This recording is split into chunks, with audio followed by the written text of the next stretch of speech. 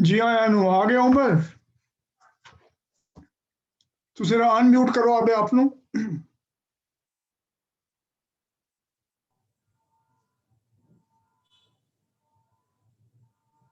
अस्सलाम वालेकुम सर। ਜੀ ਵਾਲੇਕੁਮ ਸਲਾਮ ਮੈਂ ਅੱਜ ਰਿਕਾਰਡਿੰਗ ਸ਼ੁਰੂ ਨਹੀਂ ਕਰ ਰਿਹਾ ਜਿਸ ਵੇਲੇ ਲੋਕ ਆ ਜਾਣਗੇ ਤੇ ਫਿਰ रिकॉर्डिंग हो रही है, रिकॉर्डिंग हो हो रही रही है सर। हाँ जी, ਅੱਛਾ ਇੱਥੇ ਮੇਰੇ ਤੇ लाइट ठीक है आ रहे हैं, इंडिकेट कर रहे हैं। हाँ ਉਹਦਾ ਮਤਲਬ ਹੈ ਕਿ ਫਿਰ ਪਹਿਲੇ ਕੁਝ ਸਾਇਲੈਂਟ ਹੋਏਗਾ ਫਿਰ ਸਾਨੂੰ ਐਡਿਟ ਕਰਨਾ ਪਏਗਾ ਬਾਅਦ ਵਿੱਚ हाँ जी, ਹਾਂ ਚਲੋ ਤੁਸੀਂ ਬਾਕੀ ਬੰਦ ਕਰ ਲੋਕ ਦਿਓ, ਹੈ ਜੀ ਬੰਦ ਕਰ ਦਿਓ ਰਿਕਾਰਡਿੰਗ। ਬੰਦ ਕਰ ਦੇ ਮੈਂ ਤੇ ਇੱਥੇ ਰਿਕਾਰਡਿੰਗ ਜਿਹੜਾ ਮੈਂ ਨਜ਼ਰ ਆ ਰਿਹਾ ਸੀ ਇੱਥੇ ਥੱਲੇ ਤੇ ਮੈਂ ਤੇ ਰਿਕਾਰਡਿੰਗ ਆਨ ਹੀ ਨਹੀਂ ਕੀਤੀ ਅੱਛਾ ਮੈਂ ਉਹ ਹੈ ਨਾ ਕਮਰਾਨ ਸਾਹਿਬ ਕਰ ਰਹੇ ਨੇ ਰਿਕਾਰਡਿੰਗ ਉਹ ਹੋਸਟ ਉਹੀ ਨੇ ਕੋਈ ਗੱਲ ਨਹੀਂ ਜਦੋਂ ਆ ਜਾਏਗੀ ਮੇਰੇ ਕੋਲ ਰਿਕਾਰਡਿੰਗ ਮੈਂ ਉਹਨੂੰ ਟ੍ਰਿਮ ਕਰ ਲਵਾਂਗਾ ਸ਼ੂ ਦੇ ਹਿੱਸੇ ਨੂੰ ਤਾਂ ਕਿ ਲੋਕ लेकिन वो ਬੋਲਣ ਤੇ ਫਿਰ पार्टिसिपेंट तो ਅਸੀਂ ਦੋ ਹੀ हैं सिर्फ। हाँ जी कोई और मैं नजर नहीं आ रहा है पता नहीं की वजह है इतनी फिर किस तरह रिकॉर्डिंग हो रही है? हाँ पता नहीं मैं तो ਇਹਨੂੰ I have just entered the meeting हाँ ये आ गए ने जी, कोई हाँ एडमिनिस्ट्रेटर आ गए। हाँ ਉਹਦਾ ਖੈਰ ਖੁਦ ਬਖੁਦ ਸ਼ੁਰੂ ਹੋ ਗਈ ਰਿਕਾਰਡਿੰਗ ਤੇ ਨਾ ਤੇ ਫਿਰ ਅਸੀਂ ਹੁਣ ਛੱਡਣਾ ਨਹੀਂ ਚਾਹੁੰਦੇ सर जी मैं रिकॉर्डिंग शुरू करती है। ਅੱਛਾ ਇੱਕ ਮਿੰਟ ਠਹਿਰ ਜਾਓ अच्छा ठहर गया जी हूँ। ਨੂੰ ਫਿਰ ਅੱਗੇ ਰੱਖਣਾ ਮੈਂ ਤੁਹਾਨੂੰ ਦੱਸਣਾ ਅੱਜ ਮੇਰੇ ਜਿਹੜੀ ਮੈਂ ਗੱਲ ਕਰਨਾ ਕੀ ਚਾਹਨਾ ਉਹਦੇ ਵਿੱਚ ਅਸੀਂ ਫਿਰ ਬਾਕੀ ਲੋਕ ਰਲ ਜਾਣਗੇ ਬੁਨਿਆਦੀ ਗੱਲ ਇਹ ਹੈ ਤੁਸੀਂ ਸ਼ਾਇਦ ਅਗਰ ਵੇਖਿਓ ਹੋਏ ਜਿਹੜਾ ਕੋਰਸ ਬਣਿਆ ਹੋਇਆ ਸੀ ਅੱਜ ਦਾ ਮੌਜੂਦ ਸੀ ਕਨਸਟੀਚੁਐਂਸੀਜ਼ ਆਫ ਪਾਵਰ ਉਹਦੇ ਬਾਰੇ 'ਚ ਮੈਂ ਇਸ ਵਾਸਤੇ ਕੋਈ ਪੜ੍ਹਨ ਵਾਸਤੇ ਚੀਜ਼ ਨਹੀਂ ਭੇਜੀ ਕਿਉਂਕਿ ਇਸ ਬਹਿਸ ਦੇ ਵਿੱਚ ਅਸੀਂ ਆਪਣੇ ਤਜਰਬਿਆਂ ਨੂੰ ਫਰੋਲਣਾ ਹੈ ਕਿ ਸਾਡਾ ਰੋਜ਼ ਦਿਹਾੜੀ ਵਾਹ ਪੈਂਦਾ ਹੈ ਗਲੀ ਮੁਹੱਲੇ ਘਰ ਦਫ਼ਤਰ ਹਰ ਜਗ੍ਹਾ ਤੇ ਤਾਕਤ ਦੇ ਨਿਜ਼ਾਮ ਨਾਲ ਉਹਦਾ ਵਾਹ ਪੈਂਦਾ ਹੈ ਅਸੀਂ ਜਿਹੜੇ ਪਿਛਲੇ ਕਿਤਨੇ ਲੈਕਚਰ ਨੇ ਉਸ ਤੇ ਇਹ ਗੱਲ ਕਰਦੇ ਰਹੇ ਹਾਂ ਕਿ ਫੌਜ ਨੇ ਰਿਆਸਤ ਨੇ ਸਰਮਾਇਆਦਾਰਾਂ ਨੇ ਮਨਸੂਬਬੰਦੀ ਕਰਨ ਵਾਲਿਆਂ ਨੇ ਕਿਹੜੇ ਕਿਹੜੇ ਤਰੀਕੇ ਨਾਲ ਜਾਣਦੇ ਹੋਏ ਜਾਂ ਨਾ ਜਾਣਦੇ ਹੋਏ ਨੇਕਨੀਅਤੀ ਨਾਲ ਜਾਂ ਬਦਨੀਅਤੀ ਨਾਲ ਐਸਾ ਨਿਜ਼ਾਮ ਬਣਾਇਆ ਜਿਹੜਾ ਇੱਕ ਧਰੋਹ ਦਾ ਨਿਜ਼ਾਮ ਹੈ ਧਰੋਹ ਕੀਤੇ ਨੇ ਲੋਕਾਂ ਤੇ ਉਹਨਾਂ ਦੇ ਹੱਕ ਮਾਰੇ ਨੇ ਚਾਹੇ ਉਹ ਫੈਕਟਰੀ 'ਚ ਕੰਮ ਕਰਨ ਵਾਲਾ ਮਜ਼ਦੂਰ ਹੈ ਜਾਂ ਕਾਮਾ ਹੈ ਜਾਂ ਵਾਹਕ ਹੈ ਜਾਂ ਸਵਾਣੀਆਂ ਹਨ ਉਹਨਾਂ ਦੇ ਨਾਲ ਕੀਤਾ ਹੈ ਅੱਛਾ ਉਹ ਧਰੋਹ ਕਾਇਮ ਹੈ ਤੇ ਉਹਦੇ ਖਿਲਾਫ ਨਾਰੇ ਵੀ ਲੱਗਦੇ ਹਨ ਤੇ ਧਰੋਹ ਦੀ ਮੁਖਾਲਫਤ ਵਾਸਤੇ ਉਹਨਾਂ ਨੇ ਕਈ ਨਾਮ ਪਕੜੇ ਕਿਸੇ ਨੇ ਇਸਲਾਮ ਦਾ ਨਾਮ ਲਿਆ ਜੀ ਅਸਲ ਤਾਂ ਬਸ ਇਸਲਾਮ ਆ ਗਿਆ ਤੇ ਸਾਰੇ ਧਰੋਹ ਵੈਸੇ ਕਿਸੇ ਨੇ ਸੋਸ਼ਲਿਜ਼ਮ ਦਾ ਨਾਮ ਲਿਆ ਕਿਸੇ ਨੇ ਜਮਹੂਰੀਅਤ ਦਾ ਲਿਆ ਇਨਸਾਫ ਦਾ ਲਿਆ ਲੇਕਿਨ ਉਹ ਧਰੋਹ ਦਾ ਜਿਹੜਾ ਵਿਹਾਰ ਹੈ ਉਹਨੂੰ ਕੋਈ ਸੱਟ ਵੀ ਨਹੀਂ ਲੱਗੀ ਜ਼ਿਆਦਾ ਉਹ ਉਹਦਾ ਕਾਇਮ ਹੈ ਅੱਜ ਦੀ ਜਿਹੜੀ ਕਲਾਸ ਹੈ ਨਾ ਮੈਂ ਉਹਦੇ ਇਹ ਗੱਲਬਾਤ ਕਰਨਾ ਚਾਹੁੰਦਾ ਤੁਹਾਡੇ ਸਭ ਨਾਲ ਰਲ ਕੇ ਕਿ ਧਰੋਹ ਦੀ ਕਿਹੜੀ ਕਿਹੜੀ ਸ਼ਕਲਾਂ ਹਨ ਸਾਡੇ ਵਿਹਾਰ ਵਿੱਚ ਸਾਡੀ ਵਸਤੂ ਦੇ ਵਿੱਚ ਤੇ ਉਹ ਕਿਉਂ ਕਾਇਮ ਹਨ ਲੋਕਾਂ ਨੇ ਕੋਈ ਲੜਾਈ ਕੀਤੀ ਹੈ ਤੁਸੀਂ ਉਸ ਤੋਂ ਵਾਕਿਫ ਹੋ ਉਸ ਧਰੋਹ ਨੂੰ ਮੁਕਾਉਣ ਵਾਸਤੇ ਲੋਕਾਂ ਨੇ ਕਿਹੜੀ ਕਿਹੜੀ ਲੜਾਈ ਲੜੀਆਂ ਹਨ ਕਿਹੜੀ ਲੜਾਈਆਂ ਕਾਮਯਾਬ ਹੋਈਆਂ ਕਿਹੜੀ ਨਾਕਾਮ ਹੋਈਆਂ ਕਿਉਂ ਕਾਮਯਾਬ ਹੋਈਆਂ ਕਿਉਂ ਨਾਕਾਮ ਹੋਈਆਂ ਕਿਹੜੀ ਚੀਜ਼ ਥੁੜਦੀ ਪਈ ਹੈ ਸਾਡੀ ਸੋਚ ਦੇ ਵਿੱਚ ਜਾਂ ਸਾਡੇ ਕਰਨ ਦੇ ਵਿੱਚ ਜਿਸ ਸਰ ਮੈਂ ਮਾਫੀ ਚਾਹਨਾ ਮੈਂ ਉਹ ਲਫ਼ਜ਼ ਮਿਸ ਕਰ ਗਿਆ ਤੁਹਾਡਾ ਕੀ ਤੁਸੀਂ ਲਫ਼ਜ਼ ਕਿਹਾ ਧਰੋਹ ਦਾ ਮਤਲਬ ਹੈ ਜ਼ੁਲਮ ਆਪਰੇਸ਼ਨ ਐਕਸਪਲੋਇਟੇਸ਼ਨ ਤੇ ਧਰੋਹ ਹੋ ਗਿਆ ਉਹ ਜਿਹੜਾ ਅਸੀਂ ਧਰੋਹ ਦਾ ਵਿਹਾਰ ਬਣਾਇਆ ਹੋਇਆ ਹੈ ਡਢੱਪ ਦਾ ਵਿਹਾਰ ਜਿਸ ਨਾਲ ਅਸੀਂ ਹਿਣਪ ਤੋਂ ਫਾਇਦਾ ਚਾਹ ਕੇ ਦੂਜੇ ਦੇ ਉਸ ਦੇ ਲੁੱਟ ਪੱਟ ਦਾ ਕੰਮ ਕਰਿੰਦੇ ਆਏ ਚਾਹੇ ਇਕੱਲੇ ਬੰਦੇ ਦੇ ਤੌਰ ਤੇ ਚਾਹੇ ਤਬਕੇ ਦੇ ਤੌਰ ਤੇ ਜਾਂ ਇੱਕ ਜਿਨਸ ਹੈ ਉਹਦੇ ਤੌਰ ਤੇ ਉਹਦੀ ਵੱਖਰੀ ਵੱਖਰੀ ਸ਼ਕਲਾਂ ਹਨ ਉਹਨਾਂ ਸ਼ਕਲਾਂ ਦੇ ਖਿਲਾਫ ਲੜਾਈ ਵੀ ਹੁੰਦੀ ਪਈ ਹੈ ਉਹਨਾਂ ਨੂੰ ਸ਼ਕਲਾਂ ਨੂੰ ਪੱਕਾ ਕਰਨ ਵਾਸਤੇ ਕੰਮ ਵੀ ਹੁੰਦਾ ਪਿਆ ਦੋਵੇਂ ਹੁੰਦੇ ਪਏ ਲੇਕਿਨ ਅੱਗੋਂ ਕਿਉਂ ਨਹੀਂ ਗੱਲ ਟੁਰਦੀ ਪਈ ਕਿਸੇ ਨਾ ਕਿਸੇ ਗੱਲ ਦੀ ਥੋੜ ਹੈ ਜਾਂ ਧਰੋਹ ਦੇ ਖਿਲਾਫ ਲੜਾਈ ਕਰਨ ਵਾਲਿਆਂ ਨਾਲ ਜਾਂ ਉਹਨਾਂ ਨੇ ਕੁਝ ਲੜਾਈਆਂ ਲੜ ਕੇ जीत रही हैं, सानू उन्हां दा पता कोई नहीं। ਉਹਦੇ ਬਾਰੇ ਮੈਂ ਅੱਜ ਗੱਲ ਕਰਨਾ ਚਾਹੁੰਦਾ, ਤੁਹਾਡੇ ਆਪਣੇ ਤਜਰਬੇ ਤੋਂ ਉਹਨਾਂ ਨੂੰ ਜਰਾ ਉਹਨਾਂ ਦੀ ਪੜਖ ਪੜਚੋਲ ਦੀ ਲੋੜ ਹੈ ਕਿ ਹੁੰਦਾ ਕੀ ਪਿਆ, ਇਹ ਕੰਮ ਨੂੰ ਅੱਗੋਂ ਵਧਾਉਣਾ ਹੈ, ਚਲਾਉਣਾ ਹੈ। ਕਿਉਂਕਿ ਜਿਸ ਅਸੀਂ ਗੱਲ ਕਰ ਰਹੇ ਹਾਂ ਪੋਲੀਟੀਕਲ ਇਕੋਨੋਮੀ ਦੀ, ਇਕੋਨੋਮੀ ਦਾ ਤਾਂ ਹੈ ਮਾਲੀ ਮਾਮਲਾਤ ਦਾ ਕੰਮ ਵਿਹਾਰ, ਤੇ ਸਿਆਸਤ ਦਾ ਤਾਲੁਕ ਹੈ ਰਾਜ ਵਿਹਾਰ ਨਾਲ ਜਾਂ ਰਾਜਨੀਤੀ ਨਾਲ, ਤਾਕਤ ਦੇ ਨਾਲ।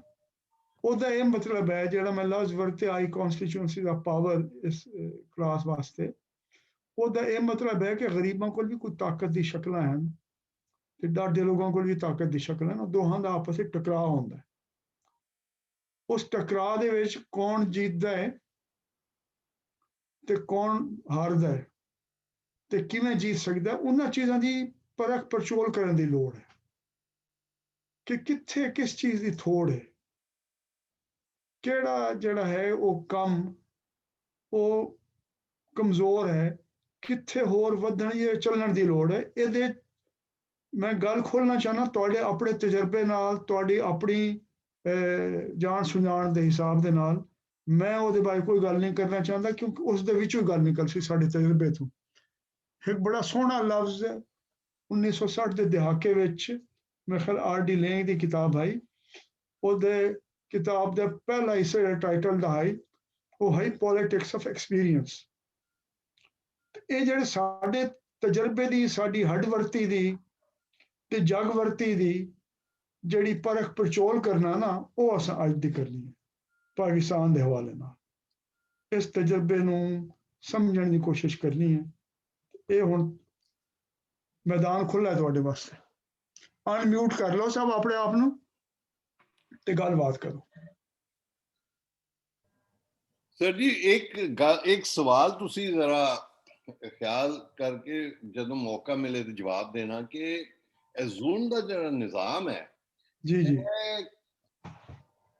ਕੌਨਸ਼ੀਅਸਲੀ ਮਜ਼ਲੂਮ ਨੂੰ ਤਾਕਤ ਦਾ ਅਹਿਸਾਸ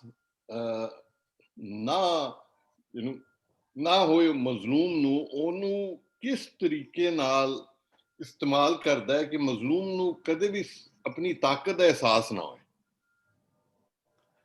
ਇਹ ਵੀ ਵੇਖਣ ਦੀ ਲੋੜ ਹੈ ਨਾ ਕਿ ਮਜ਼ਲੂਮ ਜਿਹੜੇ ਹਨ ਉਹ ਲੜਦੇ ਪਏ ਜਾਂ ਨਹੀਂ ਲੜਦੇ ਪਏ। ਅਸਾਂ ਜਿਹੜੇ ਪੜ੍ਹੇ ਲਿਖੇ ਲੋਕ ਹਾਂ, ਅਸੀਂ ਮਜ਼ਲੂਮਾਂ ਨੂੰ ਵੇਖਦੇ ਹਾਂ ਆਪਣੀ ਅੱਖ ਨਾਲ, ਆਪਣੇ ਨਜ਼ਰੀਏ ਨਾਲ, ਆਪਣੀ ਸੋਚ ਦੇ ਹਿਸਾਬ ਨਾਲ। ਸਾਨੂੰ ਨਜ਼ਰ ਆਉਂਦਾ ਕਿ ਉਹ ਲੜਦੇ ਨਹੀਂ ਪਏ, ਉਹਨਾਂ ਨੂੰ ਇਹ ਨਹੀਂ ਪਤਾ ਕਿ ਸਾਡੇ ਨਾਲ ਧਰੋਹ ਹੁੰਦਾ ਪਿਆ ਤੇ ਉਹਨਾਂ ਨੂੰ ਕਾਮਯਾਬੀ ਨਹੀਂ ਮਿਲਦੀ ਪਈ। ਲੇਕਿਨ ਹੋ ਸਕਦਾ ਉਹ ਲੜਦੇ ਪਏ ਹੋਵੇ, ਉਹਨਾਂ ਨੇ ਕਾਮਯਾਬੀਆਂ ਵੀ ਲਈਆਂ ਹੋਵੇ, ਠੀਕ ਹੈ, ਸਾਨੂੰ ਉਹਦੀ ਪਤਾ ਨਾ ਹੋਵੇ। ਇੱਕ ਵੱਡੀ ਅਟਕ ਸਾਡੇ ਰਸਤੇ 'ਚ ਇਹ ਹੋ ਸਕਦੀ ਹੈ ਕਿ ਜਿਹੜੀ ਕਾਮਯਾਬੀ ਉਹ ਉਹਨਾਂ ਨੂੰ ਮਿਲਦੀ ਹੈ ਲੜਾਈ ਦੇ ਵਿੱਚ, ਅਸਾਂ ਉਹਨਾਂ ਨੂੰ ਨਾਜਾਇਜ਼ ਸ਼ੁਮਾਰ ਕਰੀਏ, ਉਹ ਉਹਨੂੰ ਜਾਇਜ਼ ਸਮਝਦੇ। ਠੀਕ ਹੈ ਨਾ? ਠੀਕ। ਇੱਕ ਬੰਦਾ ਹੈ, ਉਹਨੂੰ ਭੁੱਖ ਪਈ ਹੈ, ਮੈਂ ਤੁਹਾਨੂੰ ਹੁਣ ਇੱਕ ਮਿਸਾਲ ਵੀ ਦੱਸਾਂ ਬੜੀ ਦਿਲਚਸਪ, ਤੇ ਰੋਟੀ ਨਹੀਂ ਮਿਲੀ, ਉਹਨੂੰ ਆਣ ਕੇ ਚੋਰੀ ਕਰ ਲਈ, ਅਸਾਂ ਉਹਨੂੰ ਜੱਦੋਜਹਿਦ ਦੇ ਸ਼ਾਮਿਲ ਨਹੀਂ ਕਰਦੇ, ਉਹਨੂੰ ਲੜਾਈ ਦੀ ਸ਼ਕਲ ਨਹੀਂ ਸਮਝਦੇ ਕਿ ਲੋਕ ਚੋਰੀ ਕਰਦੇ ਨੇ, ਡਾਕਾ ਮਰਦੇ ਨੇ, ਰਿਸ਼ਵਤ ਦਿੰਦੇ ਨੇ, ਬੇਸ਼ੁਮਾਰ ਸ਼ਕਲਾਂ। ਹੁਣ ਉਹ ਜੇ ਸਾਡੀ ਤਰ੍ਹਾਂ ਦੇ ਬੰਦੇ ਨੂੰ ਵੀ ਪੀੜ ਹੁੰਦੀ ਹੈ, ਉਹਨਾਂ ਦੇ ਵਿੱਚ ਵੀ ਕੋਈ ਅਕਲ ਹੈ, ਉਹਨਾਂ ਕੋਲ ਵਿੱਤ ਹੈ, ਲੜਾਈ ਲੜਨੀ ਪਾਉਂਦੀ ਹੈ, ਲੜਦੇ ਵੀ ਹਨ ਤੇ ਉਹ ਕੁਛ ਕਰਿੰਦੇ ਹੋ ਸਨ ਨਾ। ਇਹ ਜ਼ਰਾ ਵੇਖੋ ਕਿ ਬਈ ਕਿਹੜੀ ਕਿਹੜੀ, ਜਿਹੜੇ ਮੈਂ ਪਹਿਲੇ ਆਖਿਆ ਕਿ ਧਰੋਹ ਦੀਆਂ, ਜ਼ੁਲਮ ਦੀਆਂ, ਲੁੱਟ-ਪੱਟ ਦੀ ਕਿਹੜੀ ਕਿਹੜੀ ਸ਼ਕਲਾਂ ਹਨ, ਉਹ ਕਿਹੜੇ ਤਰੀਕੇ ਨਾਲ ਲੜਦੇ ਪੈਣ, ਕਿੱਥੇ ਕੋਈ ਥੋੜ ਰਹਿ ਗਈ ਹੈ। ਉਹ ਹਾਲੇ ਤੱਕ ਇਸ ਵਿਹਾਰ ਨੂੰ ਬਦਲਣ ਦੇ ਕਾਬਿਲ ਕਿਉਂ ਨਹੀਂ ਹੋਏ। ਹੋ ਸਕਦਾ ਛੋਟੀ ਛੋਟੀ ਕੱਲੀ ਕੱਲੀ ਲੜਾਈਆਂ ਬੇਸ਼ੁਮਾਰ ਲੋਕ ਲੜਦੇ ਪਏ ਹੋਣ, ਉਹ ਜਿੱਤਦੇ ਵੀ ਪਏ ਹੋਣ, ਪਰ ਅਸਾਂ ਉਹਨੂੰ ਸਮਝਣ ਦੀ, ਪਰਖਣ ਦੀ ਕੋਸ਼ਿਸ਼ ਨਹੀਂ ਕੀਤੀ। ਇਹਦੇ ਬਾਰੇ ਜ਼ਰਾ ਗੱਲ ਕਰੋ।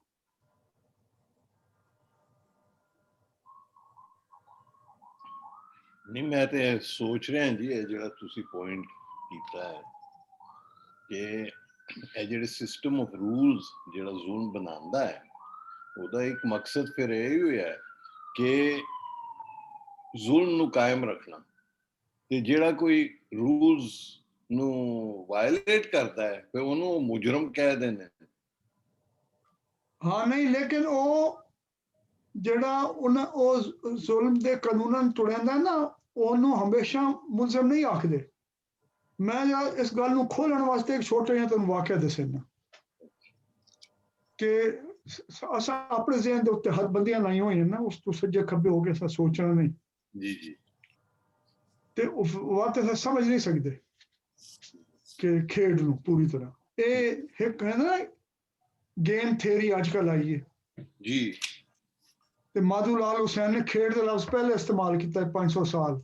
ਐਵੇਂ ਗੁਜ਼ਰੀ ਰਾਤ ਖੇਡਣ ਨਾ ਥਿਆ, ਖੇਡ ਘਿਨੋ ਖਿਡਾਏ ਘਿਨੋ ਹੋਏ ਗਈ ਪ੍ਰਭਾਤ। ਇਹਨੂੰ ਜਰਾ ਖੇਡ ਦੇ ਤੌਰ ਤੇ ਵੇਖੀਏ, ਜਿਵੇਂ ਹਾਕੀ ਹੁੰਦੀ ਹੈ, ਫੁੱਟਬਾਲ ਹੁੰਦੀ, ਉਂਝ ਸਿਆਸਤ ਹੁੰਦੀ, ਉਂਝ ਜੀਵਨ ਹੁੰਦਾ ਰਾਵਣ। ਉਸ ਖੇਡ ਦੇ ਕਾਨੂੰਨ ਕੀ ਹਨ, ਉਹਦੀ ਪਰਖ ਪਰਚੋਲ ਬੜੀ ਅਹਿਮ ਹੈ। ਆਪਣੇ ਜ਼ਿਹਨ ਨੂੰ ਖੋਲਣਾ ਬੜਾ ਜ਼ਰੂਰੀ ਹੈ। ਮੈਂ ਤੁਹਾਨੂੰ ਵਾਕਿਆ ਦੱਸਣਾ ਜ਼ਬਰਦਸਤ। ਹੁਣ ਤੁਹਾਨੂੰ ਬੇਸ਼ੁਮਾਰ ਮੇਰੇ ਖਿਆਲ ਸ਼ੌਕਤ ਆ ਵੈਂਦਾ ਤੇ ਵੱਧ ਚਲਾ ਵੈਂਦਾ ਹੈ। ਉਹਦੇ ਕਨੈਕਸ਼ਨ ਪ੍ਰੋਬਲਮ ਹੈ, ਹਾਂ ਉਹਦੇ ਕਨੈਕਸ਼ਨ ਵਿੱਚ ਕੋਈ ਪ੍ਰੋਬਲਮ ਹੋਣੀ। ਹਾਂ ਅੱਛਾ, ਹੁਣ ਇਹ ਇੱਕ ਮੈਂ ਤੁਹਾਨੂੰ ਛੋਟੇ ਜਿਹਾ ਵਾਕਿਆ ਸੁਣਾਉਣਾ। ਲੋਕ ਪਾਕਿਸਤਾਨ ਦੀ ਗੱਲ ਕਰਦੇ ਨੇ, ਸਾਰਾ ਮੁੱਦਾ ਪਾਉਣ ਵਾਸਤੇ ਕੋਈ ਬੰਦਾ ਲੱਭਣ ਦੀ ਪਹਿਲੇ ਕੋਸ਼ਿਸ਼ ਕਰਦੇ ਨੇ। ਜਿਹੜਾ ਕਰੀਬੀ ਤੌਰ ਤੇ ਮੁੱਦਾ ਲੱਭਣ ਦੀ ਕੋਸ਼ਿਸ਼ ਕਰਦੇ ਉਹ ਜਾਓ ਲੱਗ ਤੇ ਮੁੱਦਾ ਪਾ ਦਿੰਦੇ ਹਰ ਚੀਜ਼ ਦਾ, ਜਿਵੇਂ ਅਸਾਂ ਬਾਕੀ ਸਭ ਠੀਕ ਹੈ, ਉਹ ਇਕੱਲਾ ਹੀ ਉਹਦੇ ਸਿਰ ਤੇ ਸਾਰਾ। ਉਸ ਤੋਂ ਜਿਹੜੇ ਪਹਿਲੇ ਵੰਦੇ ਉਹ ਕਿਸੇ ਹੋਰ ਤੇ ਮੁੱਦਾ ਪਾ ਦਿੰਦੇ। ਗੱਲ ਇਹ, ਮੈਂ ਤੁਹਾਨੂੰ ਜਾਓ ਲੱਗ ਤੇ ਜ਼ਮਾਨੇ ਦੀ ਇੱਕ ਗੱਲ ਸੁਣਾਉਣਾ। ਜਾਓ ਲੱਗ ਜ਼ਮਾਨੇ ਮੇਰੇ ਉੱਤੇ ਹੀ ਜ਼ਾਹਿਰ ਇੱਕ ਕੇਸ ਬਣਿਆ ਸੀ, ਮੁਕੱਦਮਾ ਬਗਾਵਤ। ਤੇ ਮੈਂ ਉਹਨਾਂ ਲੋਕਾਂ ਚੋਂ ਹਾਂ ਕਿ ਜਿਨ੍ਹਾਂ ਨੇ ਆਪਣਾ ਗੱਲਬਾਤ ਕੀਤੀ, ਆਵਾਜ਼ ਆਪਣੀ ਚਾਈ, ਖੇਡ ਖੇਡੀ। ਤੇ ਉਸ ਖੇਡ ਦੇ ਆਪਣੇ ਕਾਨੂੰਨ ਹੁੰਦੇ ਨੇ, ਉਹ ਉਦੋਂ ਤੁਸੀਂ ਸ਼ਿਕਾਇਤ ਨਹੀਂ ਕਰ ਸਕਦੇ। ਤੁਸੀਂ ਖੇਡ ਸ਼ੁਰੂ ਕਰਨ ਦੇ ਤੁਹਾਨੂੰ ਪਤਾ ਹੈ ਬਈ ਮੈਂ ਅਗਰ ਮੈਂ ਜਿਹੜਾ ਨਾ ਉਹ ਹਾਕੀ ਦੀ ਬਾਲ ਹੈ ਉਹਨੂੰ ਸੱਟ ਮਾਰਨੀ ਹੈ ਤੇ ਦੂਏ ਪਾਸੋਂ ਹੀ ਆਉਣੀ ਹੈ, ਉਹਦੇ ਵਾਸਤੇ ਤਿਆਰ ਹੋਣਾ ਚਾਹੀਦਾ। ਲੇਕਿਨ ਬੜਾ ਦਿਲਚਸਪ ਵਾਕਿਆ ਹੋਇਆ। ਇੱਕ ਵੱਡੇ ਲੀਡਰ, ਮੈਂ ਨਾਂ ਨਹੀਂ ਲਾਉਣਾ ਚਾਹੁੰਦਾ ਇਸ ਵੇਲੇ, ਉਹਨਾਂ ਦੇ ਉੱਤੇ ਸਾਜ਼ਿਸ਼ ਦਾ ਮੁਕੱਦਮਾ ਬਣ ਗਿਆ ਫੌਜੀ ਅਫਸਰਾਂ ਨਾਲ ਮਿਲ ਕੇ। ਹੁਣ ਇਹਨੂੰ ਜ਼ਰਾ ਪਰਚੋਲ ਕਰਨ ਦੀ ਕੋਸ਼ਿਸ਼ ਕਰਨਾ। ਦਿਲਚਸਪ ਇਹ ਹੋਇਆ ਕਿ ਉਹਨਾਂ ਦੇ ਇੱਕ ਕਰੀਬੀ ਅਜ਼ੀਜ਼ ਉਸ ਵੇਲੇ ਅੱਛਾ ਉਹ ਜੇਲ੍ਹ ਚਲੇ ਗਏ। ਬੜਾ ਖਤਰਨਾਕ ਮੁਕੱਦਮਾ, ਕੈਂਪ ਜੇਲ੍ਹ ਚਲੇ ਗਏ। ਉਹਨਾਂ ਦਾ ਇੱਕ ਬੜਾ ਅਜ਼ੀਜ਼ ਬਹੁਤ ਕਰੀਬੀ ਜਿਸ ਨਾਲ ਤਾਲੁਕ ਆਈ, ਉਹ ਉਸ ਵੇਲੇ ਪੁਲਿਸ ਦੇ ਮਤਲਬ ਕਿ ਵੱਡੇ ਅਫਸਰਾਂ ਚੋਂ ਆਏ, ਸਭ ਤੋਂ ਉੱਤੇ। ਹੁਣ ਉਹਦੇ ਵਾਸਤੇ ਬੜਾ ਮਸਲਾ ਪੈਦਾ ਹੋ ਗਿਆ ਕਿ ਜੇ ਵੰਜੇ ਮਿਲਣ ਤਾਂ ਨੌਕਰੀ ਨਾ ਚਲੀ ਵੰਜੇ, ਤੇ ਨਾ ਵੰਜੇ ਮਿਲਣ ਤੇ ਮਿਹਨਤ ਤਾਨਿਆਂ ਨਾਲ ਸਾਰੀ ਉਮਰ ਉਹ ਜਿਹੜਾ ਹੈ ਉਹਨੂੰ ਮਿਲਦਾ ਰਹੇ ਕਿ ਤੂੰ ਇਤਨਾ ਬੇਸ਼ਰਮ ਤੇ ਬੇਲਿਹਾਜ਼ ਤੇ ਬੇਦੀਦ ਬੰਦਾ ਹੋ ਕਿ ਉਸ ਵੇਲੇ ਤੂੰ ਵੰਡ ਸਕਦਾ ਹੋ, ਤੂੰ ਇਤਨੀ ਨਾ ਕੀਤੀ। ਹੁਣ ਉਹਨੂੰ ਸਮਝ ਨਾ ਆਵੇ ਕਿ ਮੈਂ ਕੀ ਕਰਾਂ। ਹੁਣ ਉਹ ਜ਼ਿਆਉਲ ਹਕ ਦੇ ਨਿਜ਼ਾਮ ਵਿੱਚ ਉਹ ਜਿਹੜੇ ਤਾਕਤ ਦੇ ਮੋਹਰੇ ਹਨ ਉਹਦੇ ਬਹੁਤ ਵੱਡਾ ਮੋਹਰਾ ਹੈ।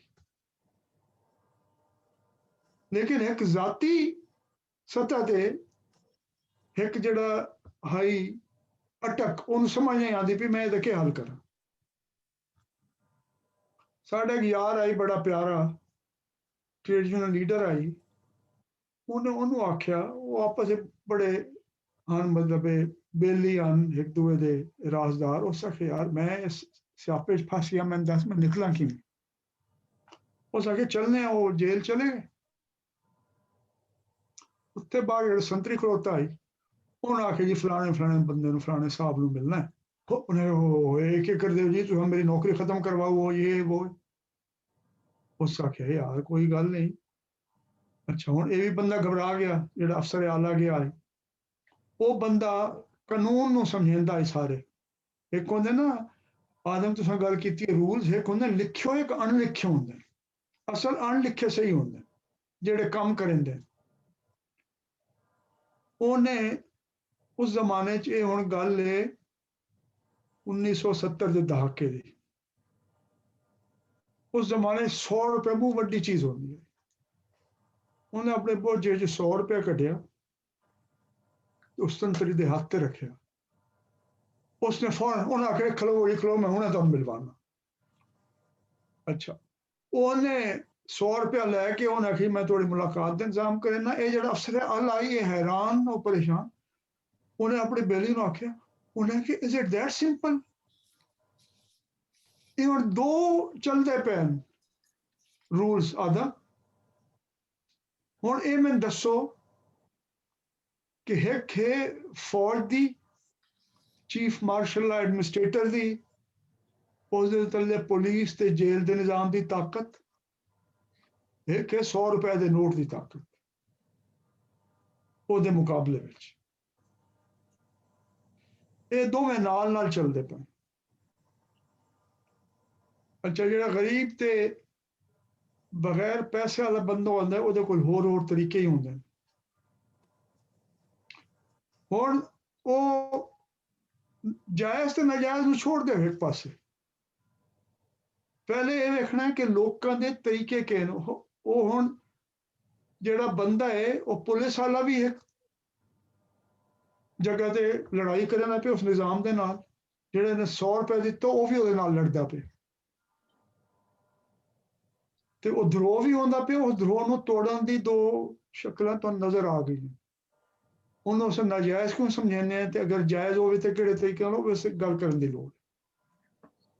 ਇੱਕ ਹੋਰ ਮੈਂ ਤੁਹਾਨੂੰ ਵਾਕਿਆ ਸੁਣਾ ਦੇਵਾਂ ਇਸ ਗੱਲ ਨੂੰ ਜ਼ਰਾ ਖੋਲਣ ਵਾਸਤੇ। ਸਰ 80 ਦੀ ਗੱਲ ਹੈ, 70 ਦੀ ਨਹੀਂ ਹੋ ਸਕਦੀ। ਨਹੀਂ, ਮੈਂ ਆਖਿਆ 70 ਦੇ ਦਹਾਕੇ ਦੀ, ਮਤਲਬ 1979 ਮਾਰਸ਼ਲ ਲੱਗਿਆ ਨਾ। ਜੀ ਜੀ ਜੀ। ਅੱਛਾ, 1977 ਲੱਗਿਆ ਨਾ ਰੌਲਕ ਦਾ ਮਾਰਸ਼ਲ ਲਾ, ਤੇ 1979 ਵਿੱਚ ਫਾਂਸੀ ਹੋ ਗਈ ਭੁੱਟੋ ਸਾਹਿਬ ਨੂੰ 1979। ਉਸ ਤੋਂ ਬਾਅਦ ਇਹ ਚੀਜ਼ਾਂ ਸ਼ੁਰੂ ਹੋਈਆਂ ਨਾ। ਅੱਛਾ ਅੱਛਾ, ਹਾਂ 80 ਦੇ ਸ਼ੁਰੂ ਵਿੱਚ ਉਸੀ। ਬਹਰਹਾਲ ਗੱਲ ਇਹ ਹੈ, ਮੇਰਾ ਇੱਕ ਦੂਆ ਯਾਰ ਵੀ ਉਸੇ ਜੇਲ੍ਹ ਵਿੱਚ ਗਿਆ। ਉਹਨੂੰ ਉਹਨਾਂ ਨੇ ਬੰਦ ਕਰ ਦਿੱਤਾ ਕੁਝ ਜਰਾਇਮ ਪੇਸ਼ਾ ਲੋਕਾਂ ਦੇ ਨਾਲ। ਤੇ ਉਹਨੇ ਮੈਨੂੰ ਇੱਕ ਬੜਾ ਦਿਲਚਸਪ ਵਾਕਿਆ ਸੁਣਾਇਆ। ਉਹਨੇ ਆਖਿਆ ਜੀ ਉੱਥੇ ਕੁਝ ਲੋਕ ਹਨ ਜਿਹੜੇ ਕਤਲ ਤੇ ਡਾਕੇ ਦੇ ਜੁਰਮ ਚ ਅੰਦਰ ਹਨ, ਕੁਝ ਫਰਾਡ ਦੇ ਜੁਰਮ ਚ ਅੰਦਰ ਹਨ। ਉਹਨਾਂ ਦੇ ਆਪਸ ਵਿੱਚ ਮੁਕਾਲਮਾ ਸ਼ੁਰੂ ਹੋਇਆ। ਉਸ ਅਗੇ ਤੂੰ ਕੀ ਕੀਤਾ? ਉਹਨੇ ਆਖਿਆ ਜੀ ਮੈਂ ਬੈਂਕ 'ਚ ਡਾਕਾ ਮਾਰਿਆ ਤੇ ਮੈਂ ਪਕੜਿਆ ਗਿਆ ਜੀ। ਮੈਂ ਉਹ ਦੂਏ ਲੋਕਾਂ ਨੇ ਹੱਸਣਾ ਸ਼ੁਰੂ ਕਰਤੇ ਜੇ ਨਾਲ ਲੋਕ ਬੈਠੇ। ਉਸ ਆਖਿਆ ਯਾਰ ਇਹਦੇ ਡਾਕਾ ਮਾਰਨ ਦੀ ਕੀ ਜ਼ਰੂਰਤ ਹੈ, ਪੈਸਾ ਚਾਹੀਦਾ? ਉਸ ਆਖਿਆ ਉਸ ਆਖਿਆ ਬੰਦੂਕ ਚਲਾਉਣ ਦੀ, ਬੈਂਕ 'ਚ ਡਾਕਾ ਮਾਰਨ ਦੀ ਕੀ ਲੋੜ ਹੈ? ਇਹਦੇ ਤੇ ਫਲਾਣੀ ਦਫਾ ਲੱਗਦੀ ਤੇ ਸਾਲ ਤੂੰ ਜੇਲ੍ਹ 'ਚ ਰਾਸੇ ਫਲਾਣਾ ਹੋਸੇ ਜ਼ਮਾਨਤ ਦੀ ਨਹੀਂ ਹੋਣੀ। ਉਹਨੇ ਆਖਿਆ ਕਿ तेरा क्या मतलब, मैं क्या करा? उस आखे तेन कितने पैसे चाहिए हुणे मैं दस। उस आखे तू क्या करे? उस आखे मैं तेन हुणे इत्थों चेक तैयार करके दे। वो फ्रॉड करने वाले जालसाजी करने वाले लोग हैं ना, अपने फंड माहिर। उन्हें आखे पैसे, उन्हें आखे मैं जो काम है ये मेरा फ्रॉड है, लेकिन ये दफा 420 लिख सी काबिल जमानत ना। तेरी तरह मैं कोई बंदा मारे हों जिन्होंने मैंने फांसी लग सी ना, मैं जमानत तो बाहर रह सकना ते पैसे मैं चाहिए इतने जेल बैठे। मैं तू तो कुछ नहीं कर सकता हूँ, मैं जेल बैठे हुए तेरे पैसों का इंतजाम कर सकना जितने तेन चाहिए। हुण ये भी एक लड़ाई की शक्ल है। अच्छा, जिहड़ी शक्लों नूं असां समझाने ज़ाहिर है असां समझाने हैं कि वो जरूरी असां बहुत सारी जिहड़ी लड़ाइयां हैं, जिहड़े लोग सड़कों ते आंदे हैं, मुजाहरे करेंदे हैं, वो भी कानून नूं बनेंदे हैं, तोड़ेंदे हैं। ये भी गैर कानूनी होना ये नहीं बुराई। असें बहुत सारी चीज़ों को गैर अखलाकी समझेंगे कि ये कोई फर्क नहीं पाता कि कानूनी तौर पर ठीक है या नहीं, लेकिन अखलाकी तौर पर ठीक है या नहीं ऐसा समझेंगे। उत्थे अखलाक का मसला देखना चाहिए कि अखलाकी तौर पर केड़ा तुसीं मुकाबला करदे हो। ज़िया उल हक साहब ने जिहड़े हुकूमत लई ਤੇ ਦਸਤੂਰ ਨੂੰ ਤੋੜਿਆ, ਕਾਨੂੰਨ ਦੀ ਵੀ ਖਿਲਾਫਵਰਜੀ ਕੀਤੀ। ਉਸ ਤੋਂ ਬਾਅਦ ਨਵੇਂ ਦਾ ਵਾਅਦਾ ਕੀਤਾ, 9 ਸਾਲ ਬੈਠੇ ਰਹੇ, ਅਖਲਾਕੀ ਤੌਰ ਤੇ ਵੀ ਗਲਤ ਕੰਮ ਕੀਤੀ, ਝੂਠ ਬੋਲਿਆ ਤੇ ਇੰਤਖਾਬਾਤ ਨਹੀਂ ਕਰਵਾਏ। ਉੱਥੇ ਉਹ ਬੰਦਾ ਜਿਹੜਾ ਉਹ ਜਾਲੀ ਜੀ ਕੋਈ ਗੱਲ ਕਰੇ ਨਾ ਪਿਆ ਕੱਲ। ਨਹੀਂ ਜੀ, ਉਹ ਬੈਕਗ੍ਰਾਉਂਡ ਨੋਇਸ ਸੀ ਥੋੜੀ ਜੀ। ਅੱਛਾ, ਮੇਰੇ ਆਖਣ ਦਾ ਮਤਲਬ ਹੈ ਕਿ ਜ਼ਰਾ ਇਹ ਸਾਡੇ ਰੋਜ਼ ਦਿਹਾੜੇ ਸ਼ਕਲਾਂ ਹੁੰਦੀਆਂ, ਉਹਨਾਂ ਨੂੰ ਜ਼ਰਾ ਪਰਖ ਕਰਨ ਦੀ ਲੋੜ ਹੈ ਕਿ ਉਹ ਆਇਆ ਸਿਰਫ ਕਾਨੂੰਨ ਦਾ ਮਸਲਾ ਹੈ, ਅਖਲਾਕ ਦਾ ਮਸਲਾ ਹੈ, ਜਾਂ ਕੋਈ ਹੋਰ ਮਸਲਾ ਹੈ। ਜਿਹੜੀ ਧਰੋਹ ਦੇ ਖਿਲਾਫ ਲੋਕਾਂ ਦੀ ਲੜਾਈ ਹੈ ਉਹ ਕਾਮਯਾਬ ਨਹੀਂ ਹੁੰਦੀ, ਜਾਂ ਲੋਕ ਕੋਈ ਕੰਮ ਗੈਰ ਕਾਨੂੰਨੀ ਕਰਿੰਦੇ ਹਨ, ਜਾਂ ਜਿਸ ਨੂੰ ਅਸਾਂ ਗੈਰ ਅਖਲਾਕੀ ਸਮਝਦੇ ਹਾਂ ਉਹ ਕਰਿੰਦੇ ਹਨ, ਉਹ ਜਾਇਜ਼ ਹੈ ਧਰੋਹ ਖਤਮ ਕਰਨ ਵਾਸਤੇ ਜਾਂ ਨਹੀਂ। ਅਗਰ ਜਾਇਜ਼ ਨਹੀਂ ਤੇ ਕਿਉਂ ਨਹੀਂ?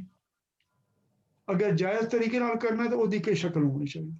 ਜੇ ਤਾਂ ਅਸੀਂ ਇਹ ਨਾ ਸਮਝੀਏ, ਅਸਾਂ ਇਹ ਸਮਝ ਨਹੀਂ ਸਕਦੇ ਕਿ ਡਢੱਪ ਨਾਲ ਲੜਾਈ ਕਰਨ ਦਾ ਤੇ ਅੱਗੂ ਵਧਣ ਦਾ ਤੇ ਧਰੋਹ ਨੂੰ ਖਤਮ ਕਰਨ ਦਾ ਅਸਲ ਰਸਤਾ ਕੀ ਹੈ।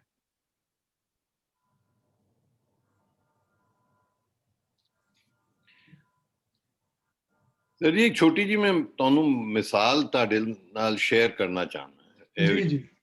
ਮੈਂ ਜਦ ਮੇਰਾ ਦਾਖਲਾ ਹੋਇਆ ਰੂਸ ਵਿੱਚ, ਤੇ ਉਨ ਦਿਨਾਂ ਵਿੱਚ ਪਾਕਿਸਤਾਨ ਦੇ ਤਾਲੁਕਾਤ ਸਿਰਫ ਸਫਾਰਤੀ ਸਨ ਰੂਸ ਨਾਲ, ਪਰ ਆਣਾ ਜਾਣਾ ਮਮਨੂ ਸੀ ਤੇ ਪਾਕਿਸਤਾਨੀ ਪਾਸਪੋਰਟ ਵਿੱਚ ਇਜਾਜ਼ਤ ਨਹੀਂ ਸੀ ਕਿਸੇ ਵੀ ਸੋਸ਼ਲਿਸਟ ਕੰਟਰੀ ਵਿੱਚ ਟਰੈਵਲ ਕਰਨ।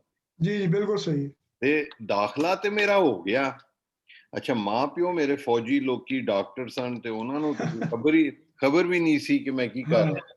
ਤੇ ਮੇਰੇ ਦਿਮਾਗ 'ਚ ਖਿਆਲ ਆਇਆ ਕਿ ਯਾਰ ਮੈਂ ਆਪਣਾ ਕੰਮ ਕਰਨਾ ਹੈ ਤੇ ਮਾਂ ਪਿਓ ਦੇ ਪੈਸੇ ਨਹੀਂ ਇਸਤੇਮਾਲ ਕਰਨਾ। ਗੈਰਤ ਥੋੜੀ ਜੀ ਮੇਰੀ ਸੀ, ਪਤਾ ਨਹੀਂ ਕਿਉਂ। ਤੇ ਮੈਂ ਕਿਹਾ ਯਾਰ ਹੁਣ ਕੀ ਕਰੀਏ, ਮੈਂ ਤੇ ਕਦੋਂ ਪੈਸਾ ਵੀ ਨਹੀਂ ਕਮਾਇਆ।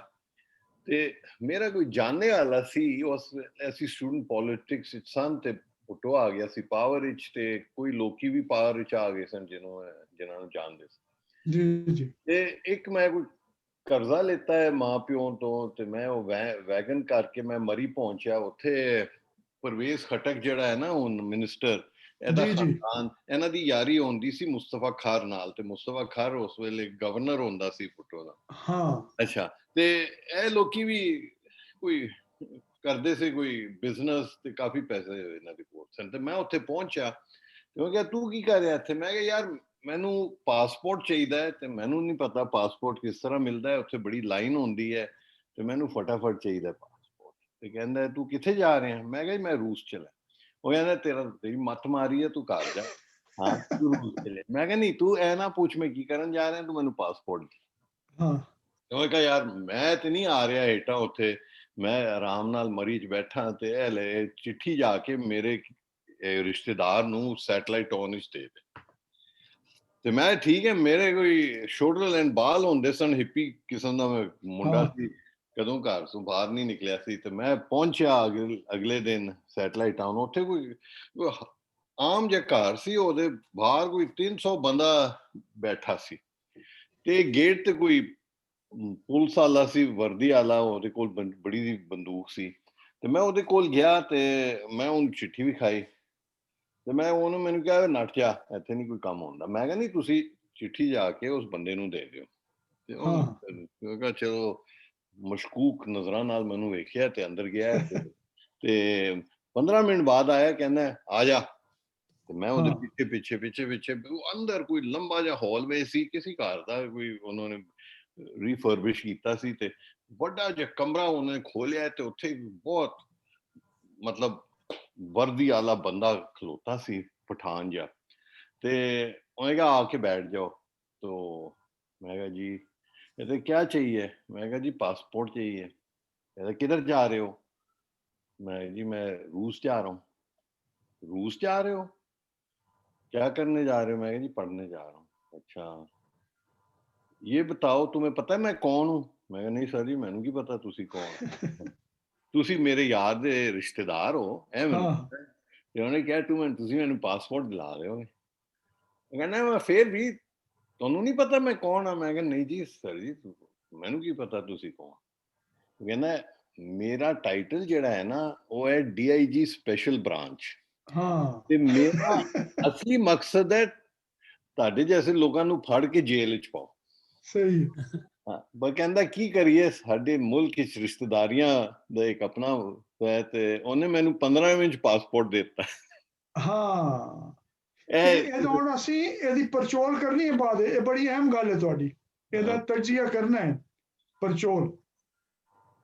ਲੇਕਿਨ ਇਹ ਅਹਿਮ ਗੱਲ ਹੈ ਕਿ ਜੀ ਤੁਸੀਂ ਆਖਦੇ ਹੋ ਕਿ ਕਾਨੂੰਨ ਵੀ ਬਣੇ ਹੋਏ ਨੇ ਸਾਰੇ, ਤੇ ਉਹ ਕਾਨੂੰਨ ਕਿੱਥੇ ਪੈਸੇ ਦੀ ਬੁਨਿਆਦ ਤੇ, ਕਿੱਥੇ ਦੋਸਤੀ ਦੀ ਬੁਨਿਆਦ ਤੇ, ਕਿੱਥੇ ਜਿਹੜੀ ਰਹਿਤਲ ਹੈ, ਸਾਡੀ ਕਲਚਰ ਹੈ, ਸਾਡੀ ਵਰਤੋਂ ਹੈ, ਸਾਡੀ ਕਦਰਾਂ ਹਨ, ਉਹ ਨੂੰ ਲੈ ਕੇ ਲੋਕ ਲੜਦੇ ਹਨ। ਮੈਂ ਤੁਹਾਨੂੰ ਇੱਕ ਦਿਲਚਸਪ ਵਾਕਿਆ ਸੁਣਾਉਣਾ। ਮੈਂ ਜਿਸ ਵੇਲੇ ਯੂਨੀਵਰਸਿਟੀ ਚੋਂ ਮੈਂ ਕੀਤਾ, ਇਹ ਮਤਲਬ 1972 ਵਿੱਚ, ਉਸ ਤੋਂ ਬਾਅਦ ਸਾਡੇ ਹਨ ਯਾਰ ਦੋਸਤ ਜਿਨ੍ਹਾਂ ਨੇ ਸਿਵਲ ਸਰਵਿਸ ਦਾ ਇਮਤਿਹਾਨ ਦਿੱਤੇ ਚਲੇ ਗਏ, ਉਹਨਾਂ ਚੋਂ ਇੱਕ ਬੰਦਾ ਪੁਲਿਸ ਆਫੀਸਰ ਬਣਿਆ ਜਿਹੜਾ ਪਾੜਾ ਚਨਾਰ ਤੋਂ ਕੁਰਨ ਏਜੰਸੀ ਦਾ ਤਾਲੁਕ ਹੈ, ਪਠਾਨ ਹੈ।